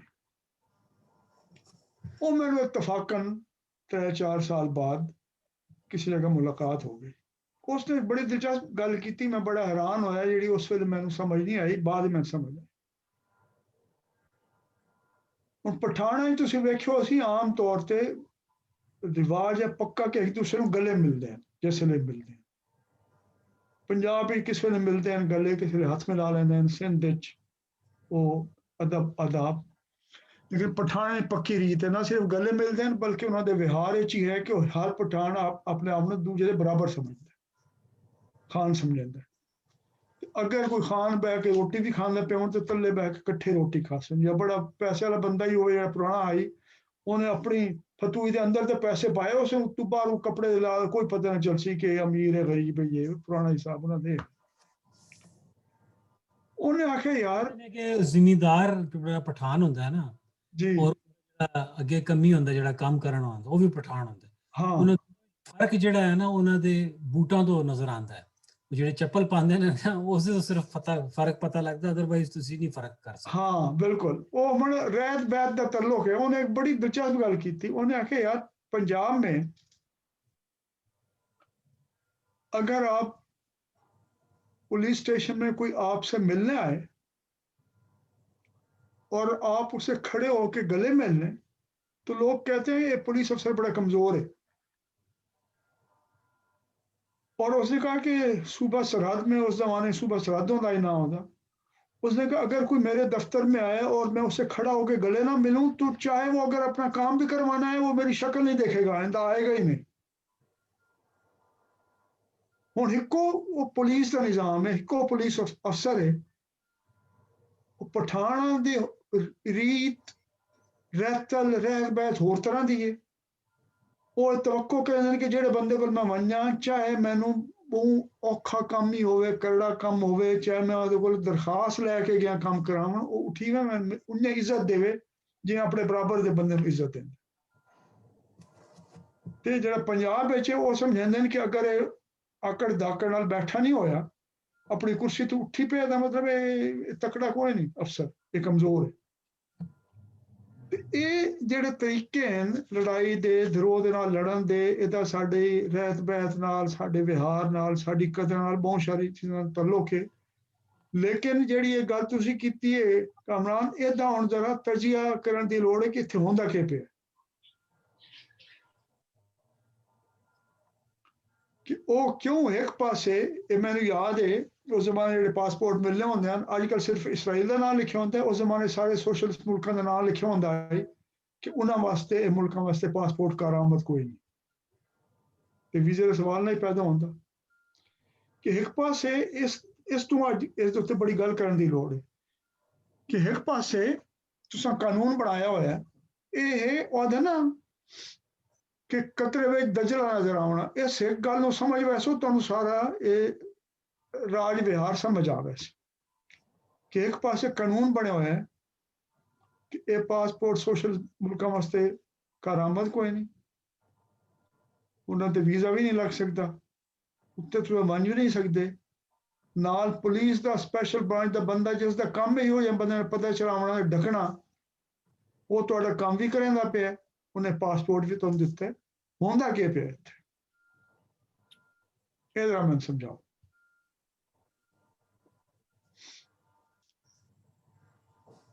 ਇਹ ਭਾਈਆ ਤੁਸੀਂ ਦੋਵੇਂ ਚੀਜ਼ਾਂ ਇਕੱਠੀਆਂ ਹੈ।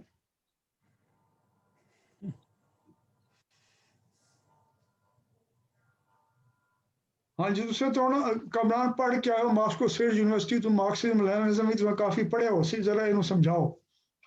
ਉਹ ਕੀ ਬੁਝਾਰਤ ਹੈ ਸਰ? ਕਿ ਇਹ ਕਿਉਂ ਹੁੰਦਾ ਪਿਆ ਇੱਥੇ? ਦੀ ਉਹ ਕਹਿੰਦੇ ਨਾ ਫਿਜ਼ਿਕਸ ਵਿੱਚ ਵੀ ਦੀ attraction and repulsion of opposites at the same time. ਇਹ ਜਨਾਬ ਅਲੀ ਮਾਰਕਸ ਕਹਿੰਦਾ ਹੈ ਕੈਪੀਟਲਿਸਟ ਸਿਸਟਮ ਦੀ ਕੰਟਰਡਿਕਸ਼ਨਸ ਹੀ ਹੈ ਹੁੰਦੀਆਂ ਇਸ ਕਿਸਮ ਦੀ ਜਿਹੜੀ ਇਹਨੂੰ ਮਾਰ ਦਿੰਦੀ। ਚਲੋ ਇਸ ਹੋਰ ਗੱਲ ਕਰਨੇ, ਤੁਸੀਂ ਉਮਰ ਤੁਸੀਂ ਦੱਸੋ, ਉਸ ਤੋਂ ਬਾਅਦ ਸੁਮੈਰਾ ਤੁਸੀਂ ਸਭ ਨੇ ਗੱਲ ਕਰਨੀ ਹੈ, ਮੈਨੂੰ ਸਮਝਾਉਣਾ ਕਿ ਇੱਥੇ ਹੁੰਦਾ ਕੀ ਪਿਆ। ਇਸ ਕਤਰੇ ਵਿੱਚ ਦਜਲਾ ਮੌਜੂਦ ਹੈ। ਅਗਰ ਤੁਸੀਂ ਇਹਨੂੰ ਸਮਝ ਗਏ ਨਾ, ਜਿਵੇਂ ਆਦਨ ਜੀ ਦੇਗ ਦਾ ਇੱਕ ਦਾਣਾ, ਉਹ ਤੁਸੀਂ ਸਮਝ ਲਿਆ ਤੇ ਪੂਰੀ ਦੇਗ, ਉਹਦਾ ਪੂਰੀ ਦੇਗ ਦਾ ਪਤਾ ਚੱਲ ਜਾਂਦਾ। ਇਹ ਬੇਸਿਕ ਸੈੱਲ ਜਿਸ ਦੇ ਨਾਲ ਤੁਹਾਡੀ ਪਰਤਾਂ ਖੁੱਲਣੀਆਂ ਸਾਰੇ ਰਾਜ ਵਿਹਾਰ ਦੀ। ਇਹ ਜ਼ਰਾ ਮੈਨੂੰ ਦੱਸੋ ਉਮਰ ਕਿਉਂ ਹੁੰਦਾ ਪਿਆ ਇੱਥੇ? ਕੋਈ ਗਲਤ ਜਾਂ ਸਹੀ ਜਵਾਬ ਕੋਈ ਨਹੀਂ। ਉਹ ਮੈਂ ਸਮਝਣਾ। ਹਾਂ, ਹੋਰ ਦੇ ਰਹੇ ਜ਼ਿਹਨ ਤੇ ਕਿ ਕੀ ਹੋ ਸਕਦਾ ਤੇ ਕੀ ਹੋ ਰਿਹਾ ਤੇ ਮੈਂ ਇਹਦੇ ਵਾਸਤੇ ਹਾਲੇ ਉਹ ਲਫ਼ਜ਼ ਨਹੀਂ ਵਰਤਣਾ ਚਾਹੁੰਦਾ ਜਿਹੜਾ ਸਿਆਸਤ ਦੀ ਲੁਗਤ ਵਾਸਤੇ ਵਰਤਿਆ ਜਾਂਦਾ ਇਹਦੇ ਵਾਸਤੇ, ਉਹ ਮੈਂ ਬਾਅਦ ਹੀ ਕਰੇ ਸਾਂ, ਪਰ ਇਹਨਾਂ ਨੂੰ ਫਰੋਲਣਾ ਜ਼ਰੂਰੀ ਹੈ। ਚਲੋ ਸੁਮੈਰਾ ਤੁਸੀਂ ਦੱਸੋ ਜਿੱਤੀ ਦੇਰ ਹਾਲੀ ਮੈਂ ਉਮਰ ਨੂੰ ਵਕਤ ਦੇਣਾ ਚਾਹੁੰਦਾ ਹੋਰ ਸੋਚਣ ਦੇ। ਤੁਸੀਂ ਦੱਸੋ ਜ਼ਰਾ ਕਿਉਂ ਦਾ ਪਿਆ ਇੱਥੇ, ਤੇ ਅਨਮਿਊਟ ਕਰੋ ਜ਼ਰਾ ਆਪਣੇ ਆਪ ਨੂੰ। ਸਰ ਜੀ ਵੇਖੋ, ਸਾਡਾ ਜਿਹੜਾ ਕਲਚਰ ਹੈ ਉਸ ਤੇ ਉਹਨਾਂ ਨੇ ਇੱਕ ਨਿਜ਼ਾਮ ਉਤੋਂ ਲਾ ਕੇ ਨਾਫਜ਼ ਕਰਤਾ ਹੈ। ਸਾਡੇ ਕਲਚਰ ਵਿੱਚ ਰੈਜ਼ਿਸਟੈਂਸ ਜਿਹੜੀ ਹੈ ਨਿਜ਼ਾਮ ਲਈ, ਉਹ ਇਸ ਤਰ੍ਹਾਂ ਆਉਂਦੀ ਹੈ ਟੂ ਦ ਸਰਫੇਸ। ਅੱਛਾ, ਇਹ ਜਿਹੜਾ ਨਾ ਆਦਮ ਸੁਮੈਰਾ, ਮੈਂ ਤੁਹਾਡੀ ਆਵਾਜ਼ ਨਹੀਂ ਆਉਂਦੀ ਪਈ, ਮੌਜੂਦ ਹੋ ਜਾਂ ਨਹੀਂ ਹੋ ਕਲਾਸ ਵਿੱਚ? ਅੱਛਾ, ਇਹ ਗੱਲ ਇਹ ਹੈ ਪਹਿਲੇ ਵੇਖਣ ਵਾਲੀ ਕਿ ਜਿਹੜੀ ਤੁਸੀਂ ਗੱਲ ਕੀਤੀ ਨਾ ਪਾਸਪੋਰਟ ਦੇ ਬਾਰੇ ਵਿੱਚ ਜੀ, ਉਹ ਪਾਕਿਸਤਾਨ ਵਿੱਚ ਹਰ ਕੰਮ ਵਾਸਤੇ ਠੀਕ ਹੈ। ਹਰ ਕੰਮ ਇਸੇ ਤਰੀਕੇ ਨਾਲ ਹੁੰਦਾ। ਤੁਸੀਂ ਕਰਜ਼ਾ ਲੈਣਾ ਬੈਂਕ ਤੋਂ, ਮਕਾਨ ਬਣਾਉਣਾ, ਨੌਕਰੀ ਲੈਣੀ ਹੈ, ਸ਼ਨਾਖਤੀ ਕਾਰਡ ਲੈਣਾ ਹੈ, ਦਾਖਲਾ ਲਾਉਣਾ ਹੈ ਯੂਨੀਵਰਸਿਟੀ ਵਿੱਚ, ਹਰ ਕੰਮ ਵਾਸਤੇ ਇੱਕ ਕਾਨੂੰਨ ਬਣਿਆ ਹੋਇਆ ਸੀ, ਜਿਸ ਕਾਨੂੰਨ ਵਿੱਚ ਮਨਾ ਹੋ ਸੀ ਤੁਹਾਨੂੰ ਤੁਹਾਡਾ ਹੱਕ ਮਿਲਣਾ ਜਾਇਜ਼ ਤੇ ਇਨਸਾਨੀ ਤਰੀਕੇ ਨਾਲ ਹੀ ਉਹ ਹਰ ਕੰਮ ਲੋਕ ਉਹ ਕਰਿੰਦੇ ਪੈਣ, ਉਹ ਹੱਕ ਆਪਣਾ ਵਾਪਸ ਲੈਂਦੇ ਪੈਣ, ਚਾਹੇ ਪੈਸੇ ਦੇ ਕੇ, ਚਾਹੇ ਵਕਫੀਅਤ ਨਾਲ, ਰਿਸ਼ਤੇਦਾਰੀ ਨਾਲ, ਚਾਹੇ ਧੋਖੇ ਨਾਲ, ਜਾਲੀ ਕਾਗਜ਼ਾਤ ਦੇ ਜ਼ਰੀਏ ਜਾਲਕਾਰੀ ਸਾਜ਼ੀ ਕਰਕੇ ਉਹ ਵੀ ਨਾਲ ਚੱਲਦੇ ਪਏ। ਇਹ ਦੋਵੇਂ ਹੁੰਦੇ ਪਏ। ਜ਼ਰਾ ਇਸ ਤੇ ਥੋੜ੍ਹਾ ਗੌਰ ਕਰਨਾ। ਮੈਂ ਹਾਲੇ ਕੋਈ ਗੱਲ ਨਹੀਂ ਕਰਨੀ। ਉਹ ਪੁਰਾਣੇ ਜ਼ਮਾਨੇ ਕਿਤਾਬ ਹੁੰਦੀ ਹੈ अलजबरे ਦੀ, लिखा ਹੁੰਦਾ है कि उस्ताद दिल मोहम्मद का जबरा अलजबरा दिमाग की खिड़कियां और दरवाजे खोल देता है। ये जरा खोलना है। मैं उस पर गल नहीं कर रही, मैं उन्हें एक और वाकया सुनाना चाहना दिलचस्प कि ये दोवें काम जड़ा है ना वो नाल होंदे पे। एक पासे कानूनी शिक्षा मना है ते दूजे पासे वो जिहड़ी चीज मना है वो भी नाल होंदी पई है। ते जिहड़े लोग करेंदे पे उन्होंने पता है कि अगर कानून ते चलिए तो ये मुल्क चल ही नहीं सकता। इस एग्जाम्पल है जिहड़ी मिसाल दी है ਇਹਦੇ ਵਿੱਚ ਮਨਾ ਕੀ ਹੈ? ਉਹ ਪਾਸਪੋर्ट ਲੈਣਾ ਇਹਨਾਂ ਦਾ ਬੁਨਿਆਦੀ ਹੱਕ ਹੈ। ਪਹਿਲੀ ਗੱਲ ਕਾਨੂੰਨੀ ਤੌਰ ਤੇ ਮਨਾ ਹੈ ਕਿਉਂਕਿ ਉਹ ਲਿਖਿਆ ਹੁੰਦਾ ਉੱਤੇ ਕਿ ਇਹਨਾਂ ਮੁਲਕਾਂ ਵਾਸਤੇ ਕਰਾਮਤ ਕੋਈ ਨਹੀਂ, ਉਹਦਾ ਪਾਸਪੋਰਟ ਬਣਾਉਂਦੇ ਵੀ ਨਹੀਂ ਆ ਜਿਸ ਨੇ ਉੱਥੇ ਵਜੇ ਨਾ ਹੋਵੇ। ਤੇ ਕੀ ਇਹਨਾਂ ਨੂੰ ਪਾਸਪੋਰਟ ਜਿਹੜਾ ਉਹਦੇ ਤੇ ਨਹੀਂ ਲਿਖਿਆ ਹੋਇਆ ਸੀ ਕਿ ਇਹ ਮੁਲਕਾਂ ਵਾਸਤੇ ਕਰਾਮਤ ਨਹੀਂ? ਨਹੀਂ ਜੀ, ਨਹੀਂ ਸੀ। ਪਾਸਪੋਰਟ ਉਹੀ ਦਿੱਤਾ ਹੈ ਜਿੱਥੇ ਸਾਰਾ ਮਮਨੂ ਹੈ ਜਾਣਾ, ਪਰ ਉਹਨੂੰ ਮੇਰੀ ਨੀਅਤ ਦਾ ਪਤਾ ਸੀ, ਇਰਾਦੇ ਦਾ ਪਤਾ ਸੀ, ਤੇ ਫਿਰ ਵੀ ਉਹਨੇ ਦੇ ਦਿੱਤਾ। ਉਹਨੇ ਕਿਹਾ ਅੱਗੇ ਤੁਹਾਡਾ ਕੰਮ ਹੈ। ਉਹਨੇ ਇਹ ਵੀ ਨਹੀਂ ਪੁੱਛਿਆ ਕਿ ਤੁਸੀਂ ਪਹੁੰਚੋਗੇ ਕਿਸ ਤਰ੍ਹਾਂ। ਉਹਨੇ ਕਿਹਾ ਜੀ ਮੈਨੂੰ ਨਾ ਹੀ ਪਤਾ ਹੋਏ ਤੇ ਬਿਹਤਰ ਹੈ। ਤੇ ਮੈਂ ਇਸ ਚੀਜ਼ ਨੂੰ ਇਸ ਤਰ੍ਹਾਂ ਵੇਖਿਆ ਹੈ ਕਿ ਉਹ ਮੇਰੇ ਮਤਲਬ ਜਿਹੜੀ ਅਜ਼ੰਪਸ਼ਨ ਹੈ ਉਹ ਹੈ ਕਿ ਤੁਹਾਨੂੰ ਛੇਤੀ ਬਣਾਉਣਾ ਸੀ, ਬੜੀ ਜਲਦੀ ਬਣਾਉਣਾ ਸੀ। ਹਾਂਜੀ, ਤੇ ਤੁਸੀਂ ਇਹ ਰੂਟ ਅਪਣਾਇਆ, ਨਾ ਕਿ ਤੁਸੀਂ ਇਸ ਵਾਸਤੇ ਬਣਵਾ ਰਹੇ ਸੋ ਕਿ ਵੀ ਮੈਂ ਉਹਨਾਂ ਨੂੰ ਦੱਸਾਂਗਾ ਕਿ ਵੀ ਮੈਂ ਬੇਸ਼ੱਕ ਪਾਸਪੋਰਟ ਅਫਸਰਾਂ ਨੂੰ ਜੋ ਮਰਜ਼ੀ ਦੱਸਦਾ ਫਿਰਾਂ ਕਿ ਯਾਰ ਇਜ਼ਰਾਈਲ ਜਾਣਾ ਹੈ ਜਾਂ ਸਾਊਥ ਅਫਰੀਕਾ ਜਾਣਾ। ਕਿਸੇ ਜ਼ਮਾਨੇ 'ਚ ਸਾਊਥ ਅਫਰੀਕਾ ਵੀ ਲਿਖਿਆ ਹੁੰਦਾ ਸੀ। ਉਹਨਾਂ ਦਾ ਕੰਮ ਤੇ ਮੈਨੂੰ ਪਾਸਪੋਰਟ ਦੇਣਾ ਨਾ। ਸਰ ਜੀ ਮੈਂ ਬਸ ਇਸ ਮਿਸਾਲ ਤੇ ਅਗਰ ਇਜਾਜ਼ਤ ਹੋਏ ਮੈਂ ਤੁਹਾਨੂੰ ਸਿਰਫ ਇਹ ਦੱਸਾਂ ਕਿ ਜਾਂ ਤੇ ਮੇਰਾ ਕੋਈ ਰਿਸ਼ਤੇਦਾਰ ਹੁੰਦਾ ਫੌਜ ਵਿੱਚ ਵੱਡਾ ਜਿਹਾ ਕਿ ਆ ਉੱਥੇ ਹੁੰਦਾ ਤੇ ਉਹਨੂੰ ਫੋਨ ਕਰਦਾ ਤੇ ਉਹ ਪਾਸਪੋਰਟ ਮੇਰੇ ਘਰ ਆ ਜਾਂਦਾ ਬਣ ਕੇ।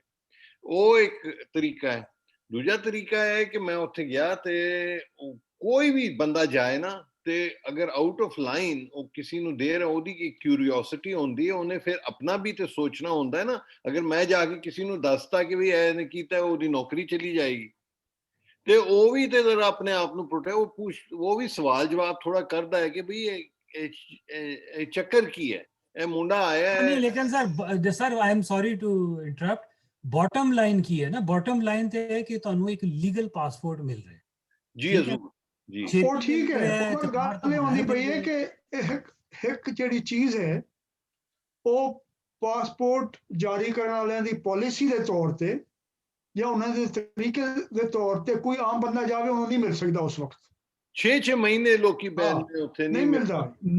ਮੈਂ ਸਮਝ ਗਿਆ ਗੱਲ ਸਰ, ਮੈਂ ਐਗਰੀ ਕਰ। ਅੱਛਾ, ਲੇਕਿਨ ਇਹਨੂੰ ਸਮਝਣ ਦੀ ਜ਼ਰੂਰਤ ਹੈ। ਕੀ ਰਿਸਕ ਨਹੀਂ, ਅਸਲ ਗੱਲ ਇਹ ਹੈ ਕਿ ਇੱਕ ਕੰਮ ਜਿਹੜੀ ਪਾਲਿਸੀ ਜਾਂ ਪ੍ਰੈਕਟਿਸ ਦੇ ਤੌਰ ਤੇ ਜਾਂ ਕਾਨੂੰਨ ਦੇ ਤੌਰ ਤੇ ਉਹ ਨਹੀਂ ਹੁੰਦੀ, ਨਾਲ ਨਾਲ ਉਹਨੂੰ ਨਾ ਕਰਨ ਦੇ ਵਿੱਚ ਵੀ ਉੱਥੋਂ ਦੇ ਲੋਕ ਸ਼ਾਮਿਲ ਹਨ, ਉਹ ਵੀ ਨਾਲ ਨਾਲ ਹੁੰਦੇ। ਤੁਹਾਡੀ ਗੱਲ ਦੀ ਜਿਹੜੀ ਸਪਿਰਿਟ ਹੈ ਉਹਨੂੰ ਮੈਂ ਸਮਝ ਗਿਆ, ਜਿਹੜੀ ਸਪਿਰਿਟ ਹੈ ਉਹ ਮੈਂ ਸਮਝ ਗਿਆ। ਮੈਂ ਐਵੇਂ ਗੱਲ ਕਰ ਰਿਹਾ ਸੀ, ਉਹ ਠੀਕ ਕੀਤਾ। ਉਹ ਮੈਂ ਇਹ ਚਾਹੁੰਦਾ ਕਿ ਇਹਨੂੰ ਜ਼ਰਾ ਸਮਝਾ ਵੰਜੇ। ਮੈਂ ਤੁਹਾਡੇ ਤੋਂ ਤਫਰੀਹ ਤਬਾਹ ਵਾਸਤੇ ਇੱਕ ਤੁਹਾਨੂੰ ਵਾਕਿਆ ਸੁਣਾਉਣਾ ਚਾਹੁੰਦਾ ਦਿਲਚਸਪ। ਜਿਹੜੇ ਕਲਰਕ ਹੁੰਦੇ ਨੇ ਏਜੀ ਆਫਿਸ ਦੇ, ਜਿਨ੍ਹਾਂ ਦੇ ਕੋਲ ਕੋਈ ਕੰਮ ਕਰਾਉਣਾ ਹੋਵੇ ਤੇ ਉਹ ਆਖਦੇ ਜੀ ਇਹਨੂੰ ਪਹੀਏ ਲਾਓ ਫਾਈਲ ਨੂੰ। ਉਹ ਪਹੀਏ ਦਾ ਮਤਲਬ ਲਾਹੌਰੀ ਲਹਿਜੇ ਤਾਂ ਪੈਸੇ ਹੀ ਹੈ ਨਾ ਜੀ, ਪਹੀਏ ਲਾਓ। ਹਾਂ ਜੀ ਬਿਲਕੁਲ। ਹਾਂ, ਅਜੇ ਉਹ ਪਹੀਏ ਦੇ ਬਗੈਰ ਕੋਈ ਕੰਮ ਨਹੀਂ ਹੁੰਦਾ। ਲੇਕਿਨ ਉਹ ਜਿਹੜੇ ਕਲਰਕ ਬਾਦਸ਼ਾਹ ਹਨ ਨਾ, ਉਹਨਾਂ ਸਾਡੇ ਤੁਹਾਡੇ ਮੁਕਾਬਲੇ 'ਚ ਉਹਨਾਂ ਦੀ ਬੜੀ ਜ਼ਬਰਦਸਤ ਸਲਾਹੀਅਤ ਹੁੰਦੀ ਕਿ ਛੋਟੀ ਛੋਟੀ ਬਾਰੀਕੀ ਉਹਨਾਂ ਨੂੰ ਕਾਨੂੰਨ ਦੀ ਪਤਾ ਹੁੰਦੀ ਹੈ। ਜਿਸ ਤਰ੍ਹਾਂ ਪੇਚੀਦਾ ਸਾਡੇ ਕਾਨੂੰਨ ਬਣੇ ਹੋਏ, ਉਹਨਾਂ ਨੂੰ ਪਤਾ ਹੁੰਦਾ ਕੰਮ ਨੂੰ ਰੋਕਣਾ ਕਿਸ ਜਗ੍ਹਾ ਤੇ। ਇਸ ਵਜ੍ਹਾ ਕਲਰਕ ਬਾਦਸ਼ਾਹ ਆਖਦੇ ਨੇ ਉਹਨਾਂ ਨੂੰ ਕਿ ਕੋਈ ਇਤਰਾਜ਼ ਲਾ ਕੇ ਫਾਈਲ ਨੂੰ ਰੋਕ ਦੇਣਾ। ਅੱਛਾ, ਉਹ ਉਹਨਾਂ ਦੀ ਸਲਾਹੀਅਤ ਹੁੰਦੀ ਹੈ ਬੜੀ ਬਾਰੀਕੀ ਨਾਲ ਕਾਨੂੰਨ ਨੂੰ ਸਮਝਣ ਦੀ। ਮੈਂ ਤੁਹਾਨੂੰ ਦੋ ਬੜੇ ਦਿਲਚਸਪ ਵਾਕਿਆ ਸੁਣਾ ਸਾਂ। ਮੇਰਾ ਉਹ ਦੋਸਤ ਜਿਹਨੇ ਉਸ ਕੈਂਪ ਜੇਲ੍ਹ ਵਿੱਚ ਇਹ ਕੰਮ ਕੀਤਾ ਹੀ ਬਣ ਕੇ, ਉਹਨੇ ਮੈਨੂੰ ਦੱਸਿਆ, ਹੋ ਸਕੇ ਜੀ ਮੈਂ ਜੇਲ੍ਹ ਵਿੱਚ ਬੰਦ ਹਾਂ, ਆਗਾ ਸਾਹਿਬ ਹਨ ਇੱਕ ਉਹ ਜੇਲ੍ਹ ਦੇ ਵਿੱਚ, ਤੇ ਉਹਨੇ ਆਖਿਆ ਜੀ ਉਹ ਉਸੇ ਹਾਈ कमरे जैसे मैं आंदा हूँ, लेकिन उस आखे जी आगा साहब बड़ी आला किस्म दे उन्होंने खद्दर का कपड़ा ते उत्तों बास्केट पाई होंदी आई ते ਜਿਹੜੇ ਲੋਕ ਉਹਨਾਂ ਨੂੰ ਮਿਲਣ ਆਉਂਦੇ ਹਨ ਉਹਨਾਂ ਨੂੰ ਉਹ ਕਾਵਾ ਪੇਸ਼ ਕਰਿੰਦਾ ਹੈ, ਬੜਾ ਖੁਸ਼ਬੂਦਾਰ, ਬੜੀ ਉਹਨੂੰ ਦੋ ਮੁਸ਼ੱਕਤੀ ਵੀ ਮਿਲੇ ਹੋਏ ਹਨ, ਹਾਲਾਂਕਿ ਉਹਦੀ ਇੱਕ ਕਲਾਸ ਕੋਈ ਨਹੀਂ ਆਈ, ਤੇ ਬੜਾ ਦਬਦਬਾ ਆਗਾ ਸਾਹਿਬ ਦਾ ਤੇ ਬਹਿ ਜਾ। ਤੇ ਮੈਂ ਆਖਿਆ ਯਾਰ ਉਹ, ਤੇ ਨਾਲ ਜਿਹੜੀ ਦਿਲਚਸਪ ਗੱਲ ਕੀਤੀ ਮੈਂ ਜਿਸ ਤੇ ਹੈਰਾਨ ਰਹਿ ਗਿਆ, ਉਸ ਆਖਿਆ ਹਰ ਸਾਲ ਹਰ ਮਹੀਨੇ ਜੇਲ੍ਹ ਤੋਂ 10,000 ਰੁਪਏ ਆਪਣੇ ਘਰ ਭੇਜਣਾ ਹੁੰਦਾ। ਇਹ 1980s ਦੀ ਗੱਲ। ਮੈਂ ਉਹਨੂੰ ਆਖਿਆ ਯਾਰ ਆਗਾ ਸਾਹਿਬ ਕਿਹੜੇ ਕੰਮ ਕਰਿੰਦਾ ਹੈ? ਉਸ ਆਖਿਆ ਆਗਾ ਸਾਹਿਬ ਇਤਨਾ ਮਾਹਿਰ ਹੈ ਕਾਨੂੰਨ ਦਾ, ਜੇਲ੍ਹ ਦੇ ਕਾਨੂੰਨ ਆਇਆ ਤਾਂ ਉਹਨੇ ਪੜ੍ਹ ਲਿਆ, ਜਿਵੇਂ ਏਜੀ ਆਫਿਸ ਦੇ ਹੁੰਦੇ ਨੇ, ਏਜੀ ਆਫਿਸ ਤੋਂ ਫਰਾਡ ਦੇ ਇਲਜ਼ਾਮ ਵਿੱਚ ਜਾਂ ਕੋਈ ਉਹਨੇ ਕੀਤਾ, ਉਹ ਅੰਦਰ ਹੋ ਗਿਆ। ਤੇ ਜਿਸ ਵੇਲੇ ਅੰਦਰ ਹੋ ਗਿਆ, ਅੰਦਰ ਆ ਕੇ ਉਸ ਆਖਿਆ ਕਿ ਉਹਨੂੰ ਇਤਨੇ ਕਾਨੂੰਨੀ ਜ਼ਾਬਤੇ ਪਤਾ ਹਨ ਬਾਰੀਕ, ਕਿ ਉਹ ਕੈਦੀ ਕੋਲ ਪੁੱਛਦਾ ਹੁੰਦਾ ਹੈ ਕੇਸ, ਉਸ ਤੋਂ ਬਾਅਦ ਉਹਨੂੰ ਕੇਸ ਬਣਾ ਕੇ ਦਿੰਦਾ ਹੈ। ਕਈ ਦੇ 6 ਮਹੀਨੇ ਕੈਦ ਮਾਫ ਹੋ ਗਈ, ਕਿਸੇ ਦੀ ਸਾਲ ਮਾਫ ਹੋ ਗਈ, ਲੋਕ ਛੁੱਟ ਕੇ ਚਲੇ ਜਾਂਦੇ, ਉਹਨੂੰ ਪੈਸੇ ਦੇ ਦਿੰਦੇ। ਉਹ ਜੇਲ੍ਹ ਅੰਦਰ ਬਹਿ ਕੇ ਉਹਨਾਂ ਦੇ ਕੰਮ ਕਰਦਾ ਹੁੰਦਾ। ਉਹ ਪੈਸੇ ਉਹ ਘਰ ਭੇਜਦਾ ਹੈ, ਬਲਕਿ ਹੋ ਸਕੇ ਜੇਲ੍ਹ ਦੇ ਡਿਪਟੀ ਸੁਪਰੀਡੈਂਟ ਵੀ ਉਹਦੇ ਕੋਲ ਆਉਂਦੇ ਹਨ ਡਰਾਫਟ ਕਰਾਉਣ ਵਾਸਤੇ ਕੋਈ ਚੀਜ਼। ਅੱਛਾ, ਇਹ ਉਹਨਾਂ ਲੋਕਾਂ ਦੀ ਮਹਾਰਤ ਹੈ ਕਲਰਕਾਂ ਦੀ। ਉਹਨਾਂ 'ਚ ਇੱਕ ਜਿਹੜਾ ਕਲਰਕ ਹੈ ਨਾ, ਉਹ ਬੜਾ ਜ਼ਬਰਦਸਤ ਕਲਰਕ ਹੈ। ਹੁਣ ਤੁਸੀਂ ਵੇਖ ਲਓ, ਅਸੀਂ ਆਮ ਤੌਰ ਤੇ ਆਦੇ ਡਾਡੇ ਤੇ ਹੀਣੇ ਦਾ ਅਸਾਂ ਮੁਕਾਬਲਾ ਕਰਨੇ ਹਾਂ। ਅਸਾਂ ਉਹਨਾਂ ਦੇ ਅੰਦਰ ਜਿਹੜੇ ਜਿਹੜੇ ਤਰੀਕੇ, ਜਿਹੜੇ ਗੁਣ, ਜਿਹੜੀ ਤਾਕਤਾਂ ਤੋਂ ਕੰਮ ਲੈ ਕੇ ਉਹ ਲੜਾਈ ਲੜਦੇ ਹਨ, ਉਹਦਾ ਅਸਾਂ ਹਿਸਾਬ ਹੀ ਨਹੀਂ ਕਰਾਂਗੇ। ਤੇ ਉੱਤੇ ਲੋਕਾਂ ਦੀ ਜਿਹੜੀ ਜਹਾਲਤ ਹੈ ਤੇ ਬੇਤਾਕਤੀ ਹੈ, ਜਿਹਨੂੰ ਆਖਦੇ ਨਾ soft Billy of the beast, ਉਹ ਸਾਨੂੰ ਪਤਾ ਨਹੀਂ। ਜਿੱਥੇ ਹਮਲਾ ਕਰਕੇ ਤੁਸੀਂ ਆਪਣਾ ਕੰਮ ਕਢਾਉਂਦਾ ਹੈ, ਬੜਾ ਉਸਨੇ ਬੜਾ ਦਿਲਚਸਪ ਕੰਮ ਕੀਤਾ। ਉਸ ਤੋਂ ਬਾਅਦ ਸਾਗੂ ਚਲਸਾਂ ਉਹਨੇ ਇਹ ਕੀਤਾ, ਉਹਨੂੰ ਪਤਾ ਹੈ ਕਿ ਜਿਸ ਵੇਲੇ ਕੋਈ ਨਵਾਂ ਆਰਡੀਨੈਂਸ ਇਸ਼ੂ ਹੁੰਦਾ ਹੈ ਜਾਂ ਕਾਨੂੰਨ ਬਣਦਾ ਹੈ, ਨਵਾਂ ਇਦਾਰਾ ਕਾਇਮ ਹੁੰਦਾ, ਉਹਦਾ ਪੂਰਾ ਪ੍ਰੋਸੀਜਰ ਕੀ ਹੈ ਸ਼ੁਰੂ ਤੋਂ ਆਖਿਰ ਤੱਕ, ਕਾਗਜ਼ ਕਿਵੇਂ ਬਣਨਾ। ਉਹਨੇ ਉਹ ਕਾਗਜ਼ ਤਿਆਰ ਕਰਕੇ ਜਾਲੀ ਤੌਰ ਤੇ ਇੱਕ ਬਿੱਲ ਪਾਸ ਕਰਵਾਇਆ ਤੇ ਮੁਲਤਾਨ ਡਿਵੈਲਪਮੈਂਟ ਅਥਾਰਟੀ ਕਾਇਮ ਕਰ ਦਿੱਤੀ। ਉਸ ਤੋਂ ਬਾਅਦ ਉਹਨੂੰ ਪਤਾ ਹੈ ਕਿ ਸਰਕਾਰੀ ਮਹਿਕਮੇ ਨੂੰ ਜਿਹੜਾ ਕੋਈ ਨਵਾਂ ਇਦਾਰਾ ਬਣੇ, ਉਹ ਮਹਿਕਮਾ ਖਜ਼ਾਨਾ ਤੋਂ ਟ੍ਰੇਜਰੀ ਤੋਂ ਪੈਸੇ ਆਉਂਦੇ ਕਿਹੜੇ ਤਰੀਕੇ ਨਾਲ। ਉਹਨੇ ਉਸ ਤੋਂ ਬਾਅਦ ਮੁਲਤਾਨ ਡਿਵੈਲਪਮੈਂਟ ਅਥਾਰਟੀ ਨੂੰ ਪੈਸੇ ਜਾਰੀ ਕਰਵਾਏ, ਦਫ਼ਤਰ ਖੋਲਿਆ, ਖਾਤੂਨ ਸਟੈਨੋਟਾਈਪਿਸਟ ਰੱਖੀਆਂ, ਬੜਾ ਮੋਟਾ ਕਾਰਪਟ ਵਿਛਾਇਆ, 에ਅਰ ਕੰਡੀਸ਼ਨਰ ਇਹ ਉਹ। ਤੇ ਮੁਲਤਾਨ ਦੇ MPA MNA ਉਹਦੇ ਕੋਲ ਵਹਿੰਦੇ ਹੁੰਦੇ ਨੇ ਕਿ ਯਾਰ ਮੁਲਤਾਨ ਡਿਵੈਲਪਮੈਂਟ ਅਥਾਰਟੀ ਬਣ ਗਈ, ਇਹਦੇ ਕੋਲ ਬੜਾ ਬਜਟ ਹੈ। ਉਹਨਾਂ ਨੂੰ ਇਹ ਨਹੀਂ ਪਤਾ ਕਿ ਕੌਣ ਇੱਕ ਅਥਾਰਟੀ ਕਾਇਮ ਕੈਸੇ ਹੋਈ ਹੈ। ਹਾਲਾਂਕਿ ਉਹ ਸਿਆਸੀ ਬੰਦੇ ਨੂੰ ਸਭ ਤੋਂ ਪਹਿਲਾਂ ਪਤਾ ਹੋਣਾ ਚਾਹੀਦਾ ਬਈ ਕਾਨੂੰਨ ਕਿੱਥੇ ਬਣਿਆ, ਕਿਵੇਂ ਬਣਿਆ। ਉਹ ਮੁਲਤਾਨ ਡਿਵੈਲਪਮੈਂਟ ਅਥਾਰਟੀ ਵਾਸਤੇ ਉਹਦੇ ਕੋਲ ਕੰਮ ਕਰਾਉਣ ਵਾਸਤੇ ਬਹਿੰਦੇ ਆ। ਉਹ ਜਿਹੜਾ ਹੈ ਉੱਥੋਂ ਉਹਨੇ ਆਪਣੀ ਦਾਕ ਵੀ ਬਣਾਈ ਹੁੰਦੀ ਹੈ, ਦਫ਼ਤਰ ਵੀ ਬਣਾਏ ਹੋਏ, ਪੈਸੇ ਸਾਰੇ ਖਾਂਦਾ ਫਿਰ। ਉਹਦਾ ਤਜਰਬਾ ਬੜਾ ਕਾਮਯਾਬ ਹੈ। ਉਸ ਤੋਂ ਬਾਅਦ ਉਹਨੇ ਆਖਿਆ ਕਿ ਇਸ ਕੰਮ ਨੂੰ ਫੈਲਾਉਣਾ ਚਾਹੀਦਾ। ਉਹਨੇ ਵਕਤ ਬਹਾਵਲਪੁਰ ਡਿਵੈਲਪਮੈਂਟ ਅਥਾਰਟੀ ਕਾਇਮ ਕੀਤੀ ਉਸੇ ਤਰੀਕੇ ਨਾਲ। ਜੇ ਉਸ ਦੌਰਾਨ ਸ਼ੱਕ ਪੈ ਗਿਆ ਕੁਝ FIA ਵਾਲਿਆਂ ਨੂੰ ਜਾਂ ਕਿਸੇ ਨੂੰ ਕਿ ਯਾਰ ਇਹ ਕੋਈ ਗੜਬੜ। ਖੈਰ ਹੁਣ ਬਹਾਵਲਪੁਰ ਡਿਵੈਲਪਮੈਂਟ ਅਥਾਰਟੀ ਵਾਸਤੇ ਫੰਡ ਜਾਰੀ ਕਰਵਾਏ, ਉੱਤੇ ਦਫ਼ਤਰ ਬਣਾ ਕੇ ਕੰਮ ਕਰਨਾ ਸ਼ੁਰੂ ਕਰ ਦਿੱਤਾ।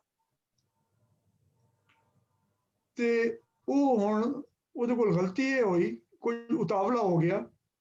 ਉਹਨੇ ਇੱਕ ਜਿਹੜਾ ਹੈ ਉਹ ਆਰਡਰ ਜਾਰੀ ਕਰਵਾ ਕੇ ਕੋਈ ਪੈਸੇ ਕਢਵਾ ਲਏ। ਉਹਨੂੰ ਲਾਲਚ 2.5 ਕਰੋੜ ਵਾਸਤੇ ਥੋੜੇ ਦਿਨਾਂ ਬਾਅਦ, ਸ਼ਾਇਦ ਹਫਤੇ ਦੇ ਅੰਦਰ ਭੇਜਣੇ ਪਿਆ ਦੂਆ ਚੈੱਕ ਵਾਸਤੇ ਉਹ ਜਾਰੀ ਕਰਤਾ 2.5 ਕਰੋੜ ਦਾ। ਉਹ ਪੁਲਿਸ ਵਾਲੇ ਨੇ ਫੌਰਨ ਉਹਦੀ ਤਹਿਕੀਕ ਕੀਤੀ, ਉਹ ਪਤਾ ਚੱਲਿਆ ਕਿ ਜੀ ਇੱਥੇ ਜਾਲੀ ਬਣੇ ਹੋਇਆ, ਕੋਈ ਆਰਡਰ ਵਗੈਰਾ ਜਾਰੀ ਨਹੀਂ ਹੋਇਆ। ਉਹਨਾਂ ਨੂੰ ਪਕੜ ਕੇ ਪੁਲਿਸ ਸਟੇਸ਼ਨ ਲੈ ਗਏ। ਉਹ ਜਿਵੇਂ ਥਾਣੇਦਾਰਾਂ ਦਾ ਤਰੀਕਾ ਹੁੰਦਾ, ਉਹਨੂੰ ਡਰਾਉਣ ਧਮਕਾਉਣ ਦੀ ਕੋਸ਼ਿਸ਼ ਕੀਤੀ, ਦਬਕਾ ਸ਼ਬਕਾ। ਉਹਨਾਂ ਕਿਹਾ ਮੈਨੂੰ ਦਬਕਾ ਸ਼ਬਕਾ ਕੋਈ ਨਾ ਲਾਉਣਾ, ਮੇਰੇ ਉੱਤੇ 420 ਦਾ ਕੇਸ ਹੈ, ਮੈਨੂੰ ਡਰਨ ਦੀ ਕੋਈ ਲੋੜ ਨਹੀਂ, ਮੈਂ ਤੁਹਾਨੂੰ ਹਰ ਗੱਲ ਦੱਸ ਦੇ ਸਾਂ। ਤੁਸੀਂ ਮੇਰੇ ਕੋਲ ਤਫਤੀਸ਼ ਹੀ ਕਰਨੀ ਹੈ ਨਾ ਮੈਂ ਕੀ ਕੀਤਾ, ਮੈਂ ਤੁਹਾਨੂੰ ਹਰ ਗੱਲ ਦੱਸ ਦੇ ਸਾਂ। ਮੇਰੇ ਨਾਲ ਕੋਈ ਲੜਨ ਦੀ ਜ਼ਰੂਰਤ ਕੋਈ ਨਹੀਂ। ਉਸ ਤੋਂ ਬਾਅਦ ਉਹ ਖੈਰ ਪਕੜਿਆ ਗਿਆ।